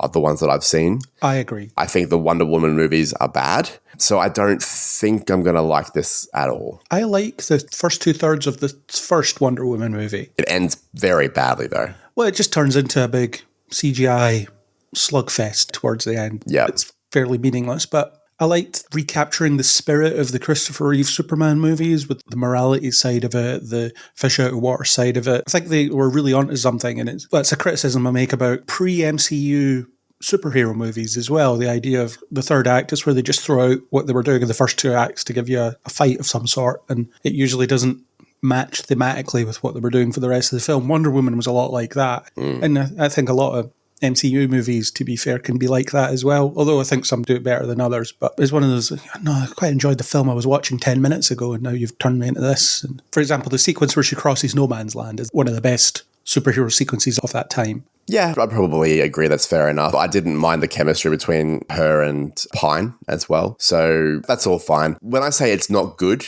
I mean it doesn't cross the threshold of better than average. And I would say the second one is bad. Yeah, the second one ain't great. So yeah, hard for me to be excited about this. And as I said, we'll be boycotting it anyway if I have a choice in the matter. They should just get the guy that made Top Gun to make this, because I'm sure he'd be interested. Do you want to make the same movie again, but in space? Nope. Is Daddy Tom going to be there? Can Daddy Tom be there? Tom Cruise joins the Star Wars universe, just playing a character called Maverick, who exists in the Star Wars universe. But Maverick is spelt weird, yeah. I'd watch it too, probably, actually, at that point. That's more of a hook for me. Yeah. All right. Well, we'll see if that even gets made. Jury's out on that. Probably won't. Let's move on to Murderbot. We have David Dasmalchian, who has been tapped to star opposite Alexander Skarsgård on Apple TV Plus's new sci-fi series Murderbot. Based on Martha Wells' best-selling book series, The Murderbot Diaries. The 10-episode series is about self-hacking security android who is horrified by human emotion yet drawn to its vulnerable clients. Murderbot must hide it to its free will and complete a dangerous assignment when all it really wants is to be left alone and watch futuristic soap operas and figure out its place in the universe. Who can't relate to that? It sounds kind of existential, doesn't it? Oh, yeah. So it could be interesting. Apple TV Plus, what's your relationship with them? Do you like their stuff generally? Yeah, I think they're the most quality consistent streaming outfit out there, and they're committed to being an actual movie studio as well. They've spent a lot of money on bringing things to the big screen. Killers of the Flower Moon, for example, they gave that a proper theatrical run, didn't they, before they dropped it on Apple TV Plus. I say a proper theatrical run, a proper by today's standards, as in a good few weeks in the cinema. A good few weeks, and then it stayed in cinemas as well, even after it was on streaming for months here in Australia. So I respect them. We've talked about Netflix and the idea that they are probably a little bit quantity over quality. It's a pretty commonly talked about thing. I think these guys might be the opposite. And their second screening philosophy as well. We're making stuff for people to look at casually while they're looking on their phones. Yeah, I think Apple TV is a bit more purposeful and a bit more intentional about the stuff that they're making in terms of quality, less than quantity, which I respect. I like the two actors involved, Skarsgård and Dasmalchian. I don't know much about the creators, Chris and Paul Weitz, and I don't know much about the book, but I don't mind an existential drama. So this could be interesting, I guess. I think it could be, yeah. The thing about Apple TV is I don't have the service at the moment, but I am on their screener platform, so all I need to do is ask, and they give me this stuff. Lovely. And I don't think I've ever reviewed anything for them, and they've so far not chased me. Oh no, I tell a lie. I reviewed Luck, which is the Pixar offshoot stuff, and I reviewed Tetris. I haven't seen that. I heard it was okay, though. It's fine. It's not great, but it's about as good as a film about a story that isn't actually that interesting can be. Yeah, I'm not going to rush out and see it, but they generally make good stuff, so hopefully this can add to that collection. Yeah. Next up, we have another couple of bits of casting for Karate Kid, the sequel, legacy sequel, reboot, whatever the hell it is. It's a shared universe now, isn't it? Because you've got Karate Kid, you've got Cobra Kai. You have the Will Smith's son, Karate Kid, which is apparently part of this universe as well, because Jackie Chan's in this. It's crazy. You had no idea that the Jaden Smith one was a spin-off, but it is. As long as Jaden Smith isn't in this one, that'll be good. Keep him as far away from everything as humanly possible, thanks. Careful, if you say that 3 times, Will Smith will be summoned and he'll slap you. That's it. I'll go out to get a cup of tea and I'll just get slapped in the face. And I'll be like, I meant it. I've warned you. Don't say it 3 times. So the 2 bits of casting are Ming-Na Wen, who you might know from, well, you won't, but other people might know her from Marvel's Agents of S.H.I.E.L.D., which is a Marvel show that I absolutely love. Whether or not it's canon to the MCU, I don't care. I loved it. She was great in that. She's also in The Mandalorian, or The Book of Boba Fett, or both, and a bunch of other stuff. She was the voice of Mulan in Mulan, the animated one. No, that would have been the live action, 2019. Yeah, sure, she was the voice of Mulan in that movie. I haven't even seen that, actually. That was the one that they tried to get people to pay extra for on Disney+. Yeah, it was like, please watch this for $30 at home. And everyone's like, yeah, cool. And then 2 months later, it's free now. Oh my God. Silly. Absolutely dumb. I actually don't mind Disney's plan around that, because if families are going to be buying into it, it costs less than going out to the cinema. Oh, totally. If you think of it from that point of view. Yeah, but $30, really? I don't know what it was in British pounds, but that's a lot of money for a I'm going to watch this at home kind of movie and not own it. Con is what it is. But she's good, so her appearing in this will be good. If she gets to do some martial artsy stuff, then great, because she knows how to do that. The other one is surprising, actually. but I guess there needs to be normal people in it. Joshua Jackson, former Dawson's Creek actor. Yes. He was also in Fringe, which is a show I really enjoyed. And he's also in Cruel Intentions. Yes, I remember him from Cruel Intentions. That was a very formative movie for young Bo. We were talking about, again, on We Made This Network, we have a channel called the Thirst Traps channel where we talk about our crushes and various girlfriends that we have in the celebrity world. And Sarah Michelle Gellar was a big crush of mine, even though I never watched Buffy. I can't remember ever having seen a full episode of the show, but I did have a poster of her in my room as the character from Buffy. So when that movie came out, I was like, oh, I'm all about this. And then there was Making Out with Selma Blair. And I'm like, oh, geez, 12-year-old Bo, this is very up my alley. Her as a brunette, stop it. And he was actually bleached blonde hair in that movie. I think he played a gay friend character of one of the main leads, maybe Reese Witherspoon's friend in that movie. I can't remember exactly. Yeah, and Ryan Philippe extorted him by threatening to out him to the world, so that's great. Yeah, that seems like that's aged quite poorly, hasn't it? Maybe I should reevaluate that movie too. Maybe. I think I've only seen it once, and I don't think it made a huge impression on me. Sarah Michelle Gellar would have also been in I Know What You Did Last Summer. Maybe you would have seen that around the time as well. Mm-hmm. I like Joshua Jackson. He's usually pretty good. Pacey was my favourite character in Dawson's Creek. Yes, I have seen all of Dawson's Creek. That's not one of my shows of expertise, Dawson's Creek. I kind of missed that one. My relationship to it is the theme song and Peter Griffin singing on that boat randomly in the middle of the creek, just being like, Coda. Or it's when he has to kill the cast of Dawson's Creek as well. Death makes him do it, but he can't do it. I don't have much of a relationship to Josh Jackson, but I'll lead on you for that one. He's good.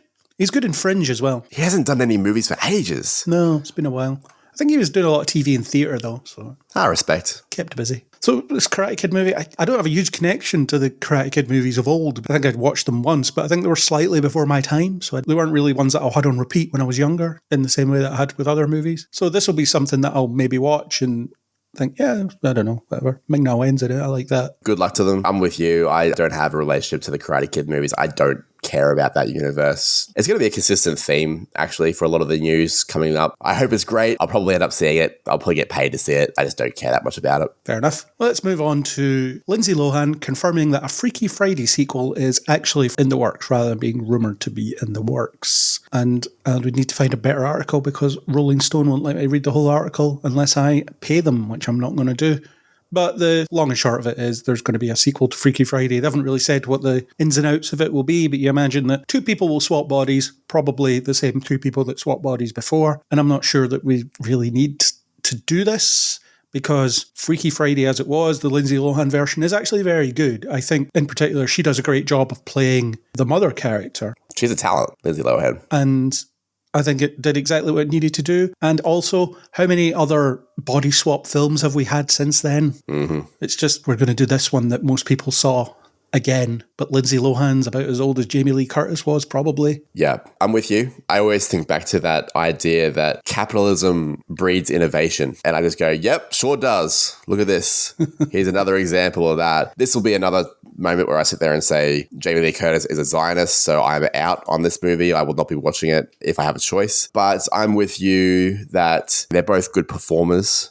And the first one was good. Why are we doing this? We know the answer. The answer is money. Okay, I'm just not motivated to watch this. I hope Lindsay, I don't want this to come across as patronizing because it probably will come across as patronizing, but I really, really don't want that to be the spirit of what I'm about to say. But Lindsay Lohan has been through it with her addiction and the whole rehab thing and the way that the media has treated her for having an addiction. Now, I'm not somebody that has a drug addiction or anything like that. But if she has that, that's a tragedy that a young person fell down that rabbit hole. We shouldn't shame them for decades in the media and make them feel horrible about themselves. We should be championing them when they manage to make a better path for themselves and cheer them down that road. She is a talented performer, or at least she was when she was younger. So if she's able to recapture any of that, great. I'm here for it. As I said, I won't be watching this movie for political reasons because that's just the kind of person I am. But I hope she does well. I hope the movie does well for that reason. Yeah.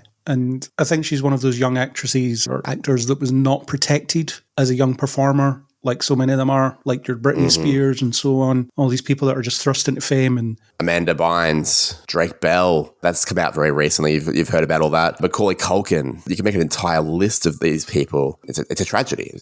Judy Garland back in the day. yeah, where they weren't looked after properly, and then what happens, and then that's the end of it. And she's clawed her way back, it seems, and starting to appear in stuff again. Irish Wish recently came on Netflix, which I haven't seen.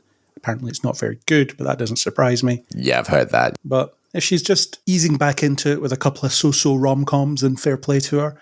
And maybe Freaky Friday's the big thing. Maybe somewhat salvageable if it's her swapping bodies with her own daughter. I was going to say that might be where they go. So she has to go and play a teenager again. Yeah, and Jamie Lee Curtis is the grandmother that's just like, oh, I've seen this before. This is interesting.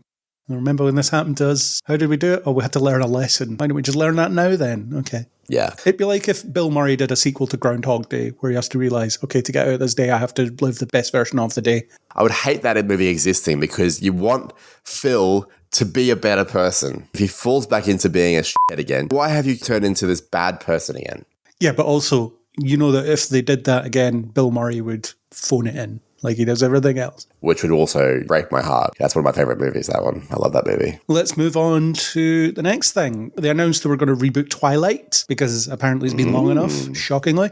And the reboot is apparently going to be animated. What are you thinking? I have seen the first Twilight movie and I thought it was terrible. And then subsequently didn't watch any other Twilight movie because I thought the first movie was terrible. I know that people have jumped on the books because apparently they're very pro-Mormon values and all that kind of stuff. The idea of no sex before marriage and all that stuff. It just seemed like a weird thing to pile on the books for because the author's allowed to promote whatever values, and just because you don't agree with Mormon values doesn't mean you should decry them because someone else agrees with them. So I think that took away from the conversation, which just should be that the books are apparently terrible. I read this thing where it was someone that takes book pitches, read the first couple of pages and analysed them as if they were doing their job. And it's, here's the point I would have stopped reading. And it was on page 1 or something, or very early in page 2. I would never have optioned this. I would never have let this see the light of day. But it happened and it became a phenomenon. And sure, they made several successful films out of it, and now they're doing an animated thing. I'm not going to watch it. I know that Robert Pattinson and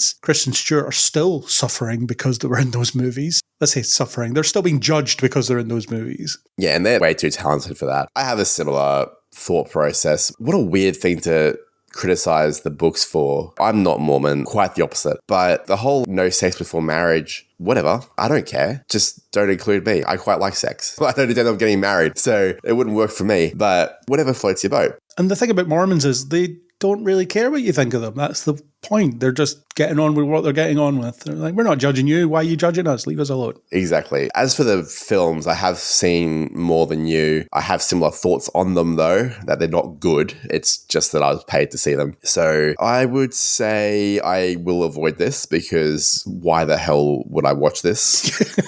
I can't think of a single reason to watch this, but just milking the cow as much as they can, aren't they? Until the poor cow is dry. That's what they're going to do with all these franchises, and this is just another example. Yeah, but it's animated, so it's in a different medium. Oh, that's fine then. Yeah, whatever. Have you heard that Lionsgate are also looking at doing the same thing with John Wick? I didn't, but I'm not surprised because they're going to run John Wick into the ground. Yeah, why do we need to make that a television series? It's got 4 movies. 4 acclaimed movies. I haven't seen The Continental. The Ballerina, the Anna de Armas one, probably be fine. Doesn't have John Wick in it, though. Let's just leave good things alone. Far out. Anyway, next up, Hugh Grant is putting on his stripes for Unfrosted, the Pop-Tart story. The actor, 63, stands in as the famous Frosted Flakes mascot Tony the Tiger in the upcoming comedy. First look photos from the film show Grant in a bulky tiger suit complete with Tony's signature red scarf. According to a synopsis, Unfrosted will delve into the competition between sworn cereal rivals Kellogg's and Post to create the ultimate breakfast pastry. The movie, directed by Jerry Seinfeld, stars an ensemble of comedians that include Seinfeld, Grant, Melissa McCarthy, Amy Schumer, James Marsden, and Dan Levy. It's just hitching on this whole corporate drama thing, isn't it? Except this is a comedy. Yeah, again, gotta put it out there. Kellogg's, Zionists, Seinfeld, Zionist, Schumer, Zionist, James Marsden signing a letter of support for Brian Peck against Drake Bell with the whole molestation thing. These people, I'm not going to support them. So I will not be watching Unfrosted, the Pop-Tart story, and I'm devastated by that. You won't get to see Hugh Grant in a Tony the Tiger costume. I'm so upset at the idea of not being able to watch this movie. Holy heck. Apart from my political reasonings, this does not look good. Far out. From director Jerry Seinfeld, come on. What are we doing? What is going on? What is wrong with the world that we get to the point that Jerry Seinfeld is directing a 2-hour commercial for Kellogg's starring Hugh Grant, Melissa McCarthy, Amy Schumer, James Marsden, and Dan Levy? What's happened? Netflix needs its content. Oh, And apparently Hugh Grant will just do anything. quantity over quality. They just refuse to learn. So I'm hard out on this in every possible, imaginable way. And to be fair, I don't think I ever needed to hear about the creation of a Pop-Tart. I don't need to know how that came into existence. It just did. A toaster. End of story. I like Pop-Tarts, actually. I have non-Kellogg's branded Pop-Tarts, because I shop in a supermarket that goes on its off-brand range stuff, so they have their own Pop-Tarts. Respect, my friend. It's entirely a financial decision. If the real deal were cheaper, I'd buy them. For me, I'm getting to the point now where we're getting price gouged like crazy over here because we have a duopoly of supermarkets. So all of the branded stuff is just untenable for the single people living alone in this economy. So it makes boycotting things difficult sometimes, but when it's literally cheaper to shop at Aldi and get off-brand stuff, I'll happily do that. Aldi is where I shop as well. Same reason. Off-brand, cheaper, therefore I buy it. When it says an ensemble of comedians, I wouldn't call James Marsden a comedian, would you? No. I also wouldn't call Amy Schumer a comedian, even though that's technically what she goes by, but she's not funny. I can't be objective. I did not enjoy her comedy to start with, but unfortunately with her, you had a lot of people that were just crapping on her entire career because she's a woman. And I feel like it was an excuse for just rampant misogyny. And I didn't want to align myself with that. But thankfully now she's given me a really, really good reason to hate her. Just crap in her career because she's not funny. I think that's valid. That's where I was, but I just didn't do it as vocally because of the misogynists out there ruining it for everybody. What was that film that she was in where... Trainwreck? No, but she is in that, which I haven't seen. The joke is that she's ugly and she gets electrocuted or something and believes that she's beautiful and starts acting like she's beautiful. I don't know. I saw the trailer for that and I was just thinking, is that where we are now? Wow, okay. Yeah, we're back in the 80s. Cool. Body image stuff, great. It's fantastic. There are some people in that list that I like. Melissa McCarthy. Oh, she's funny. I like Hugh Grant generally. He's fine. I think Dan Levy's pretty good. But yeah, pass. I'm not going to watch that movie. Yeah, Hugh Grant's funny. Oompa Loompa, Paddington 2, all good stuff. Some of his highlights, yeah. Although I find it even funnier with the Oompa Loompa thing that he hated every second of it. That makes it funnier. You can see it too. Yeah, makes it so much funnier. Love it. He was great in Paddington 2, though. One of recent cinema's best villains, I think. One of recent cinema's best sequels too. Yes, definitely. And Paul King not doing Paddington 3. Let's see how that goes. Anyway, moving on, we have some news about Christopher Nolan, which may be a rumour. It is a rumour, but it may not happen. It's in the article that talks about his payday close to 100 million for Oppenheimer, including his Oscar win and stuff like that. So well done, Christopher Nolan, I guess. It's really good to hear about rich people getting a bit richer. That's always nice. I always think of the Bo Burnham song. It's called Bezos 2. Did you see his Inside special? I didn't. Oh, well, he has this song where it's just him. And it's just like, Jeffrey Bezos, Jeffrey Bezos, Jeffrey Bezos, you did it. The next one is just Jeffrey Bezos 3 times. It's just, congratulations. And it goes for like a minute. It's just the best. I love that movie. The movie's great. That song particularly slays me. Congratulations.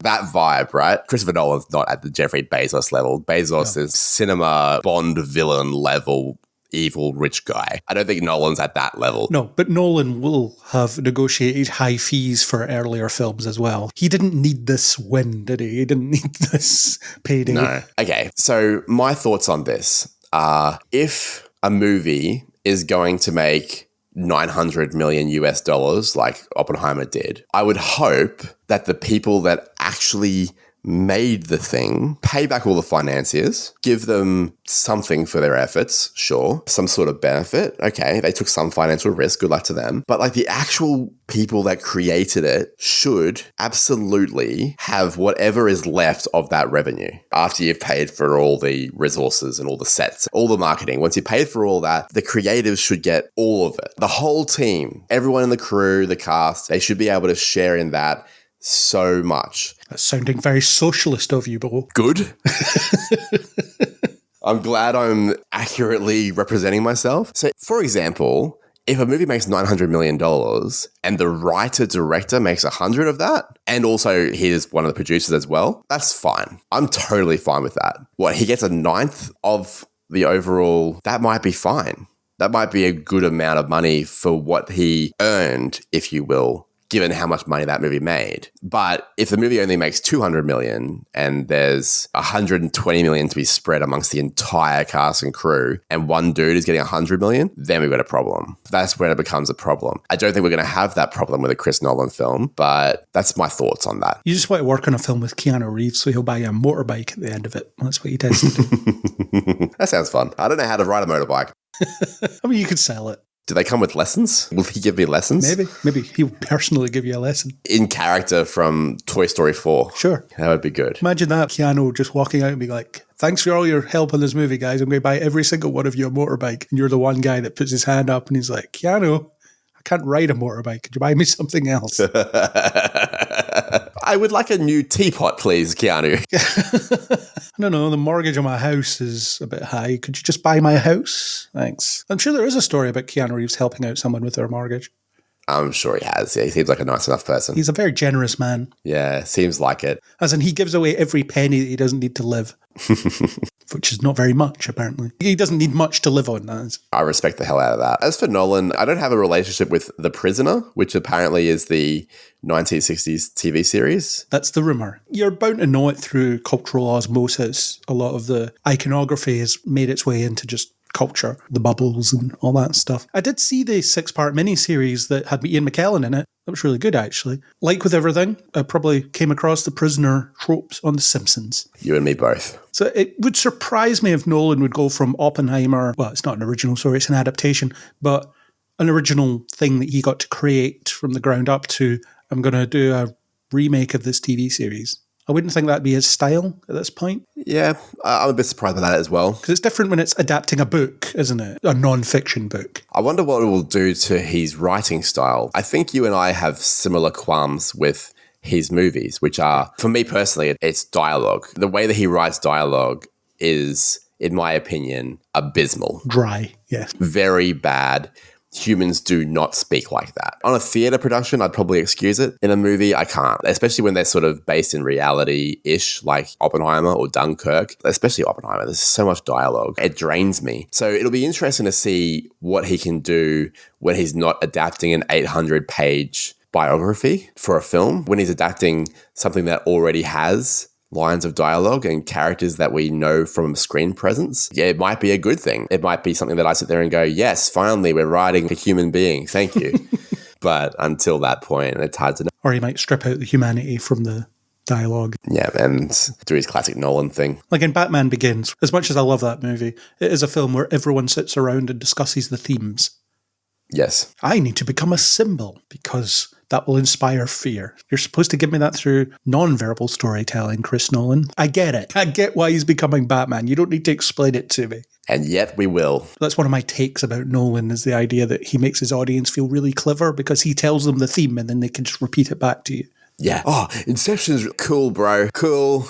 I don't care.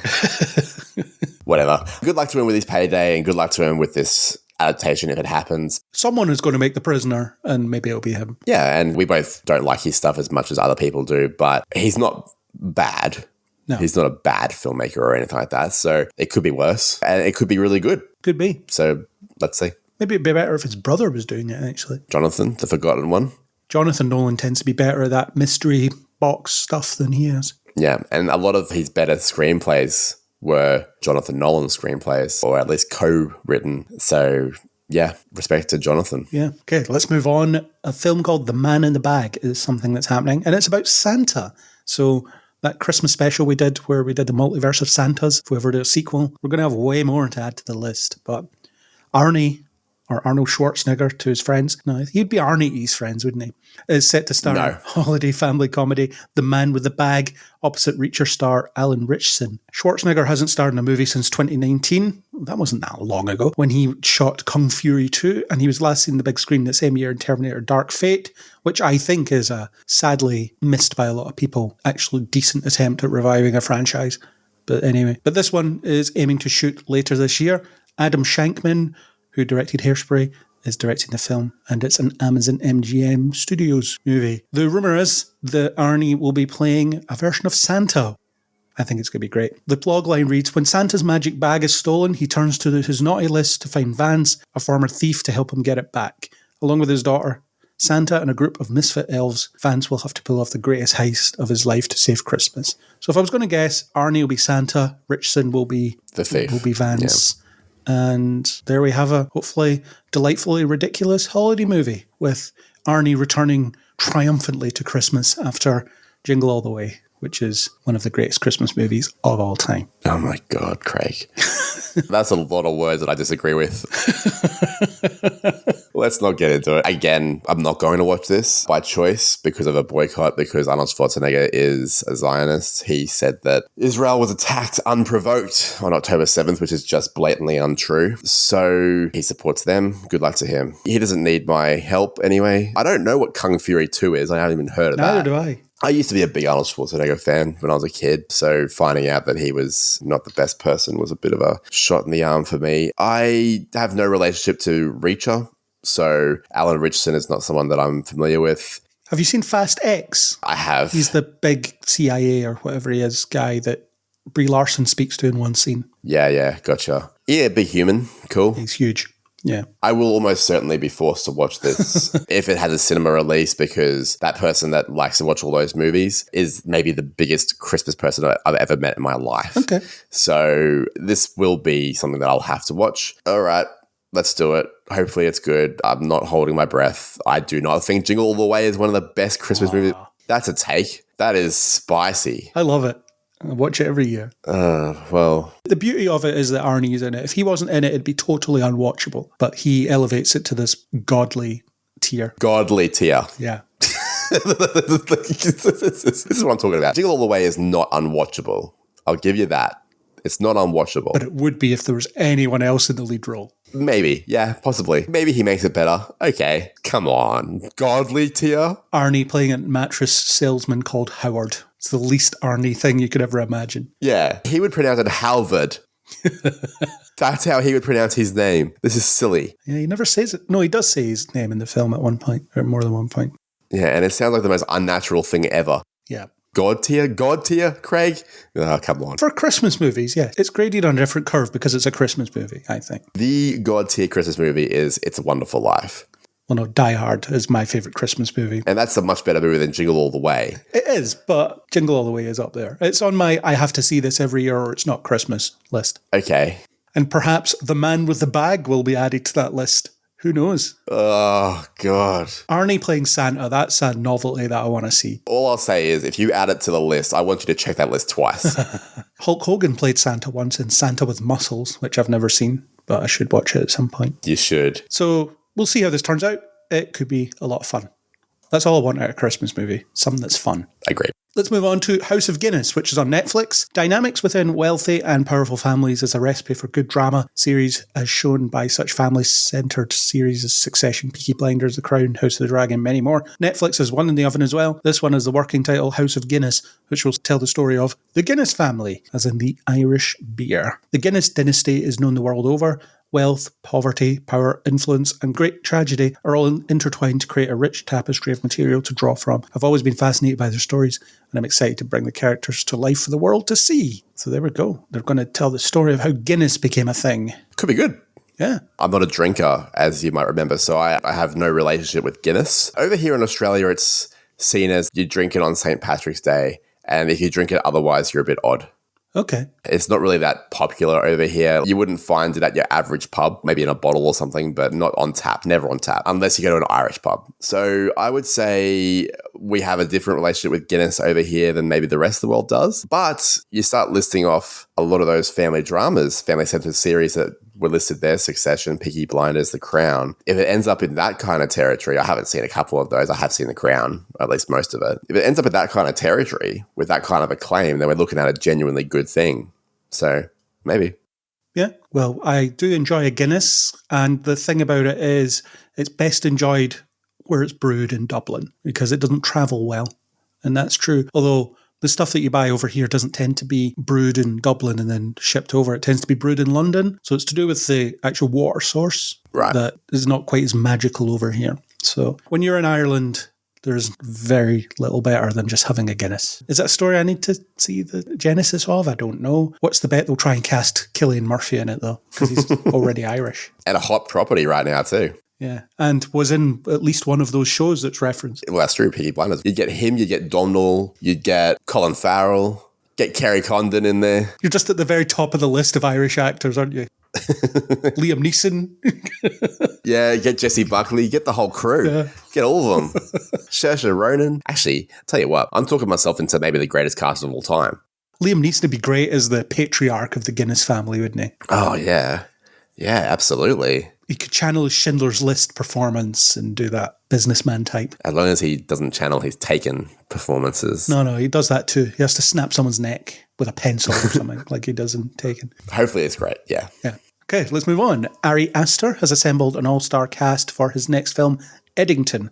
Joaquin Phoenix, Emma Stone, Austin Butler, Pedro Pascal, Luke Grimes, Deirdre O'Connell, Michael Ward, and Clifton Collins Jr. A24's financing and producing, which, based on Astor's track record, we can only assume will give us nightmares. Plot details will be kept under wraps, besides the fact that the film follows a small-town New Mexico sheriff with higher aspirations. So there's not a lot to say because we don't know what it's about, but it's a list of cast that everyone's like, oh, great, amazing. Pedro Pascal, again. Does he just hang around outside casting offices?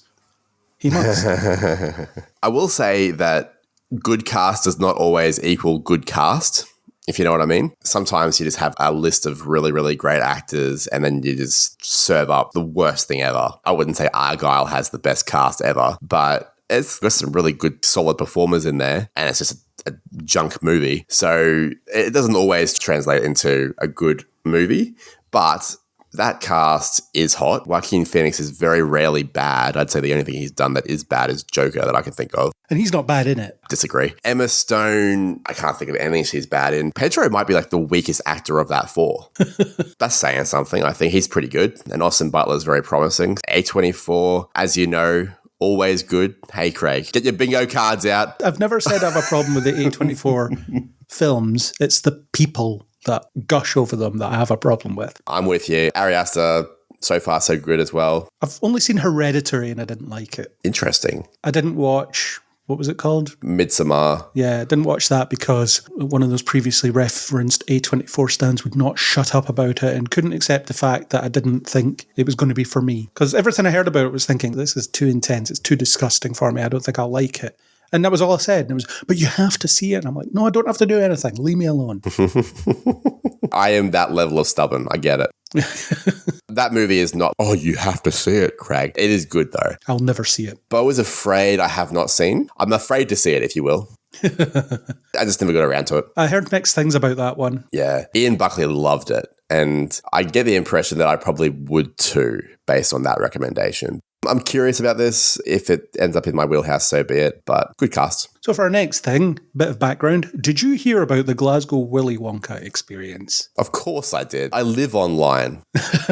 For those that don't, this Willy Wonka experience went viral for just being rubbish. It was brilliantly marketed by AI that came up with a bunch of stuff. It had a budget of about £40 and it was just nothing. It was just rubbish. It was just bizarre and ridiculous and terrible. And the guy who was responsible for it was doing interviews recently where he was trying to garner some sympathy about people attacking him, and as in verbally attacking him and calling him bad names and things like that. So, well, you're a scam artist, so you deserve to some degree. Absolutely. He also created something that was very funny. And let's face it, the Oompa Loompa girl, she's going to make a ton of money on social media out of this. So Good for her. But what they're doing with this is they're turning it into a horror movie called The Unknown. That's got to be the quickest turnaround between event happening and film being commissioned that I've ever seen. It's got to be up there, yeah. Yeah. So one of those characters became known across the internet as The Unknown, who wears a silver mask and has absolutely nothing whatsoever to do with the Willy Wonka movies. Seems the character who terrified children at the aforementioned event quickly became an ironic fan favourite online as inspiration for this upcoming horror movie. Something good came from this, I guess, maybe? Or it might be snakes on a plane. This was funny to talk about, but the end result is snakes on a plane. We don't think this is going to be good, right? Nah, probably not. But it might be the right vibe. It's not supposed to be good. I just don't think that exists. Let's not litigate that argument. Basically, I would like my things to be good if I'm going to pay money to go and watch them. So once I heard that the Willy Wonka experience was abysmal, I wouldn't have then paid to go and see it. There would have been people that are like, oh yeah, this is my jam because I need to go and film this for myself and see how bad this is for myself. No, I don't operate that way. I want things to be good. No, you need to dial into the appreciating something ironically school of thought. I just can't do it. I just don't have it in me. The Unknown, by the way, was one of the decorations that populated the experience and isn't a Willy Wonka character. Yeah, just random. May or may not have mentioned. Yeah, you did. It was the silver mask. The Unknown appeared from behind a mirror or something in one of the viral clips that I saw. There's a Willy Wonka character that sort of tours you around, isn't there? Yeah. Like an actor. And there's like, oh no, it's the Unknown. Come on, Glasgow. What's going on here? So good. It was all happening 40 miles away from me. I didn't realize that Edinburgh and Glasgow were that close. Yeah. Yeah, there you go. Pass. That sounds like nonsense. Maybe 60 miles. I'm not sure. I think it's 40 miles from where I used to live in Falkirk. Something like that. It's not far. It's less than 100 miles. There we go. Technically accurate. The Unknown sounds bad. I'll just finish with that. It sounds bad. I'm not interested. Next up is Popeyes coming back to the big screen. The iconic Sailor Man and Spinach Chugger, who first appeared in comic strips in the late 1920s, will be the subject of a new live-action feature film from Sherman Entertainment and King Features. It's currently in development as a big-budget feature. Why does it need to be big budget? It's a Popeye movie. There's attached screenwriter Michael Cleo, who did Sexy Beast and The Family and The Sopranos. It's the first live-action revisiting the character since the 1980 film Popeye, led by Robin Williams, which is terrible. Robert Altman. Yeah, what happened there? Yeah. But it's not very good. I think Popeye works better as a cartoon, where you can put spinach into the engine of a crappy biplane and turn it into a jet, stuff like that. So I don't know what your live action would be, really. Might still be that, to be fair. We saw it. That's the thing. We saw it in 1980. We'll have slightly better graphics or whatever now, I guess. But I'm sorry, I can't be enthusiastic about this sort of stuff. This just sounds bad. They were going to get to it eventually on the list, weren't they? With the 100th anniversary coming up in a few years, they're probably going to aim to market that all as one big thing. Cool. I don't know. Make a documentary. Or just make more of the cartoon. That'd be nice. Yeah, exactly. Revive that. Or have a cartoon movie, maybe. That could be fine. Big budget cartoon movie. There we go. Yeah, that'd be fun. Illumination's Popeye. Not fine anymore. Studio Ghibli's Popeye. Now we're talking. Then everybody would say they'd sold out. That'd be correct.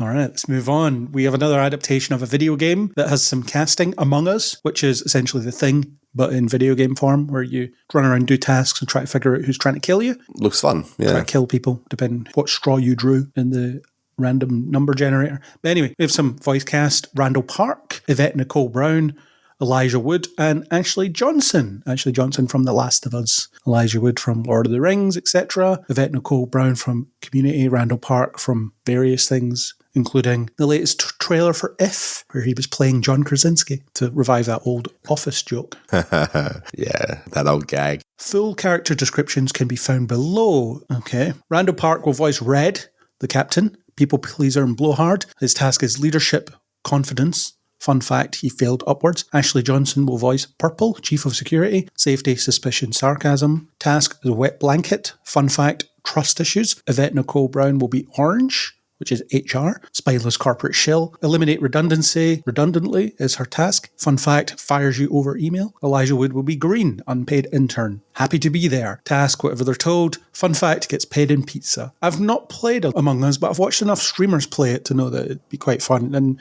maybe we could do a Neil Before Pod play of it at one point. If we could put that together, it might be quite fun. But this seems like a really home run animated movie, to be honest. Yeah. Internet craze game gets turned into possibly fun film. Given that a lot of Among Us players are children, I'd imagine that this is probably also going to be aimed towards that demographic, and that would be sensible to do so. Could be good. I don't have any passionate feelings about it. You will after a few rounds of the Kneel Before Pod Among Us session. Yeah, maybe. Yeah, if we start screaming at each other. The red, purple, green, orange. I'm getting vibes of Inside Out, kind of. I don't know if that's going to be a fair comparison for Among Us. I think it's just they're simple colours because it's simple graphics. I think that's all it is. It could be good. Wait and see. Good cast. I like a bunch of those people. I don't know much about Ashley Johnson. I haven't seen The Last of Us, but the rest of them are solid performers, so could be good.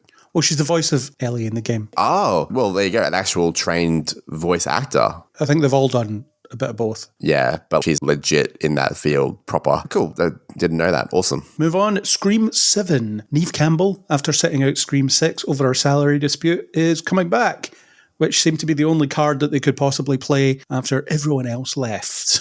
For political reasons. Yeah. Well, everyone else left apart from one who got fired for political reasons.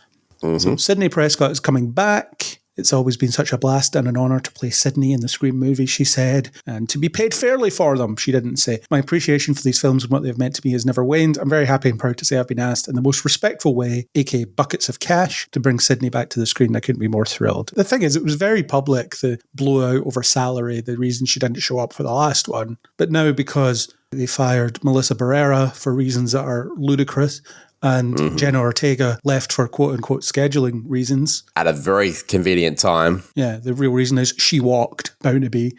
So the only move they could play is bringing her back if they were going to make the film. They even lost the director. Yes, that's true. I noticed it's actually around November where Nev... Is it Nev or Neve? I've always called her Neve, but I don't know if that's right. Where Campbell, where she was starting to change her tune a little bit. Because you're right, it was very publicly known information why she wasn't in Scream 6. And then around November, around the time of the controversy of losing the other two actors, she started saying things like, I've always wished this franchise well. I love the Scream franchise. Even though I wasn't in it, I've always wanted it to do well. I wonder what you guys are talking about in the background. And then here we are a few months later. Buckets of cash. Yeah. Buckets of cash. The director now is Kevin Williamson, who has barely directed before. Cool. He used to be the writer of these things, but now he's directing. It's going to be a disaster, isn't it? I'm not a Scream head, so I don't really care about any of this. I don't care about Sydney Prescott as a character. I don't care about Nev Campbell as an actor. So again, for political reasons, I sit there and go, wow, isn't it interesting how conservative people are like, oh, Hollywood is way too woke. And then someone literally got fired for being too woke by posting something that was basic humanity, I think, which is, hey, Palestinian children are getting obliterated here. This is not cool. She got fired. It's a disgrace what happened to her. And at least she doubled down on what she said afterwards as well. She was, I'm not taking it back. No, good. I don't care that they fired me. I'm just not taking it back. Absolutely. And history will look at her and go, you know what? She's a real one. That will be more valuable than any buckets of cash that Nev Campbell is getting. Unfortunately, that's not literally true. And then Jenna Ortega's like, I don't need you guys. I have offers piled to the ceiling on my desk, so bye. Yeah, and the director's out now too. So for political reasons, I will be choosing not to watch this by choice, but I will almost certainly be watching it because my client is obsessed with these movies. I think it's going to be a disaster, for the record. Good. I hope it is. Well, our last item, after the success of Winnie the Pooh, Blood and Honey, they're already doing a sequel for it.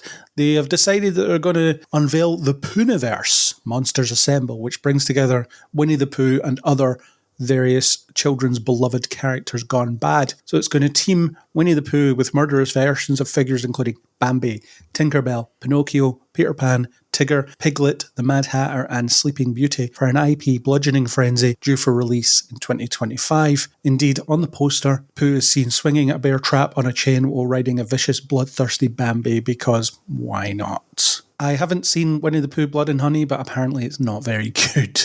Mm-hmm. This is probably going to be ridiculous as well. I don't know, if it was even ridiculous in a fun way, which I was told Blood and Honey is not, then it could be great, but they're rightly milking it while it's hot, I suppose, because they don't cost a lot to make and they'll make a lot more money on the back of it. It's like when they were making tons of those epic movie, date movie, whatever adjective movie, because they only cost $1 million or $2 million to make and they always made like 40 million on the back end. So it made financial sense to just milk it while it was hot, which is what's going on here. So I think this will fade away in a few years, but they'll have made a ton of money while they're at it. I hate this.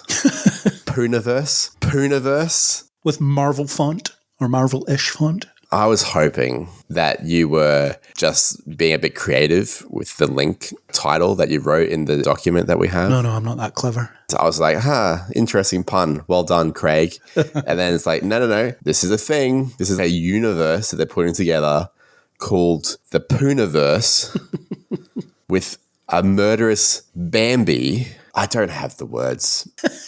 I'm out. As I said earlier, I want my things to be good. I can get around a low budget thing if at least it's good at something. Let's make the costume design and production design really good. Or let's get a good composer in there to make a really great soundtrack. Or let's find these actors that are not that well known, but dang it, they can really tap into something here and give us a really wholehearted performance. And I just don't have any confidence that the Pooniverse is going to give me that. So I am hard out on this one. You have to respect people using technicalities of things that are out of copyright to make money, though. Do I? Yeah, when you consider who owned the copyrights on those properties before. Were they bad people? I don't know. Disney, wasn't it? Was he all of them? Was Winnie the Pooh Disney? Winnie the Pooh's under Disney, yeah. Oh, there you go. Well, I've got no problem with people not giving money to Disney. But at the same time, I don't know. What will happen is they'll make a few million out of this and then it'll fade away and be forgotten about. Yeah, I hope so.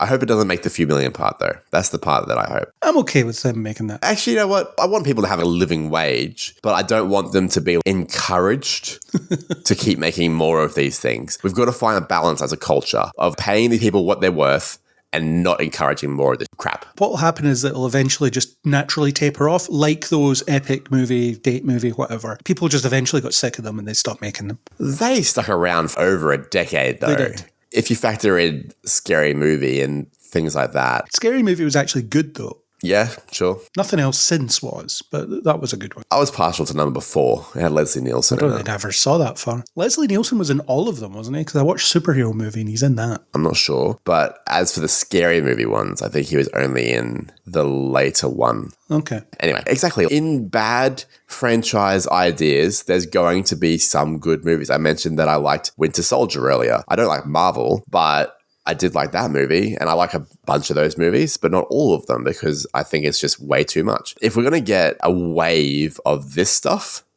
strap in. It's going to make Marvel look like The Godfather. They don't get wide releases, though, so that's good. Yes, that is good. I agree. Maybe the Pooniverse coming together might. We'll see. Pooniverse assemble. My goodness. Good artwork, though, for the poster, has to be said. Cool. I hope that person got paid. They probably did. On Fiverr or something. Someone just commissioned them. Give you $10 to make this poster. I hope it's not AI generated or something. Nah, probably not. I don't think so. Don't think they can afford to use AI. Looks a bit too good as well, actually.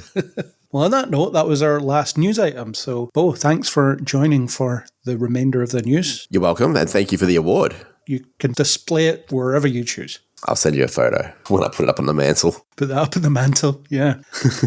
So that was our March 2024 news and trailers and other bits discussion. I would like to thank Neil Stenson for the supplied music. And if you like what you heard, please do hit subscribe on Spotify, Apple Podcasts, anywhere you get your podcasts. You will find us. We are there. Just hit that subscribe button. And most of those places also have a rating and review system built in, especially Apple Podcasts. Normally they take the form of stars, so Bo, how many stars should the fine people give us? 2.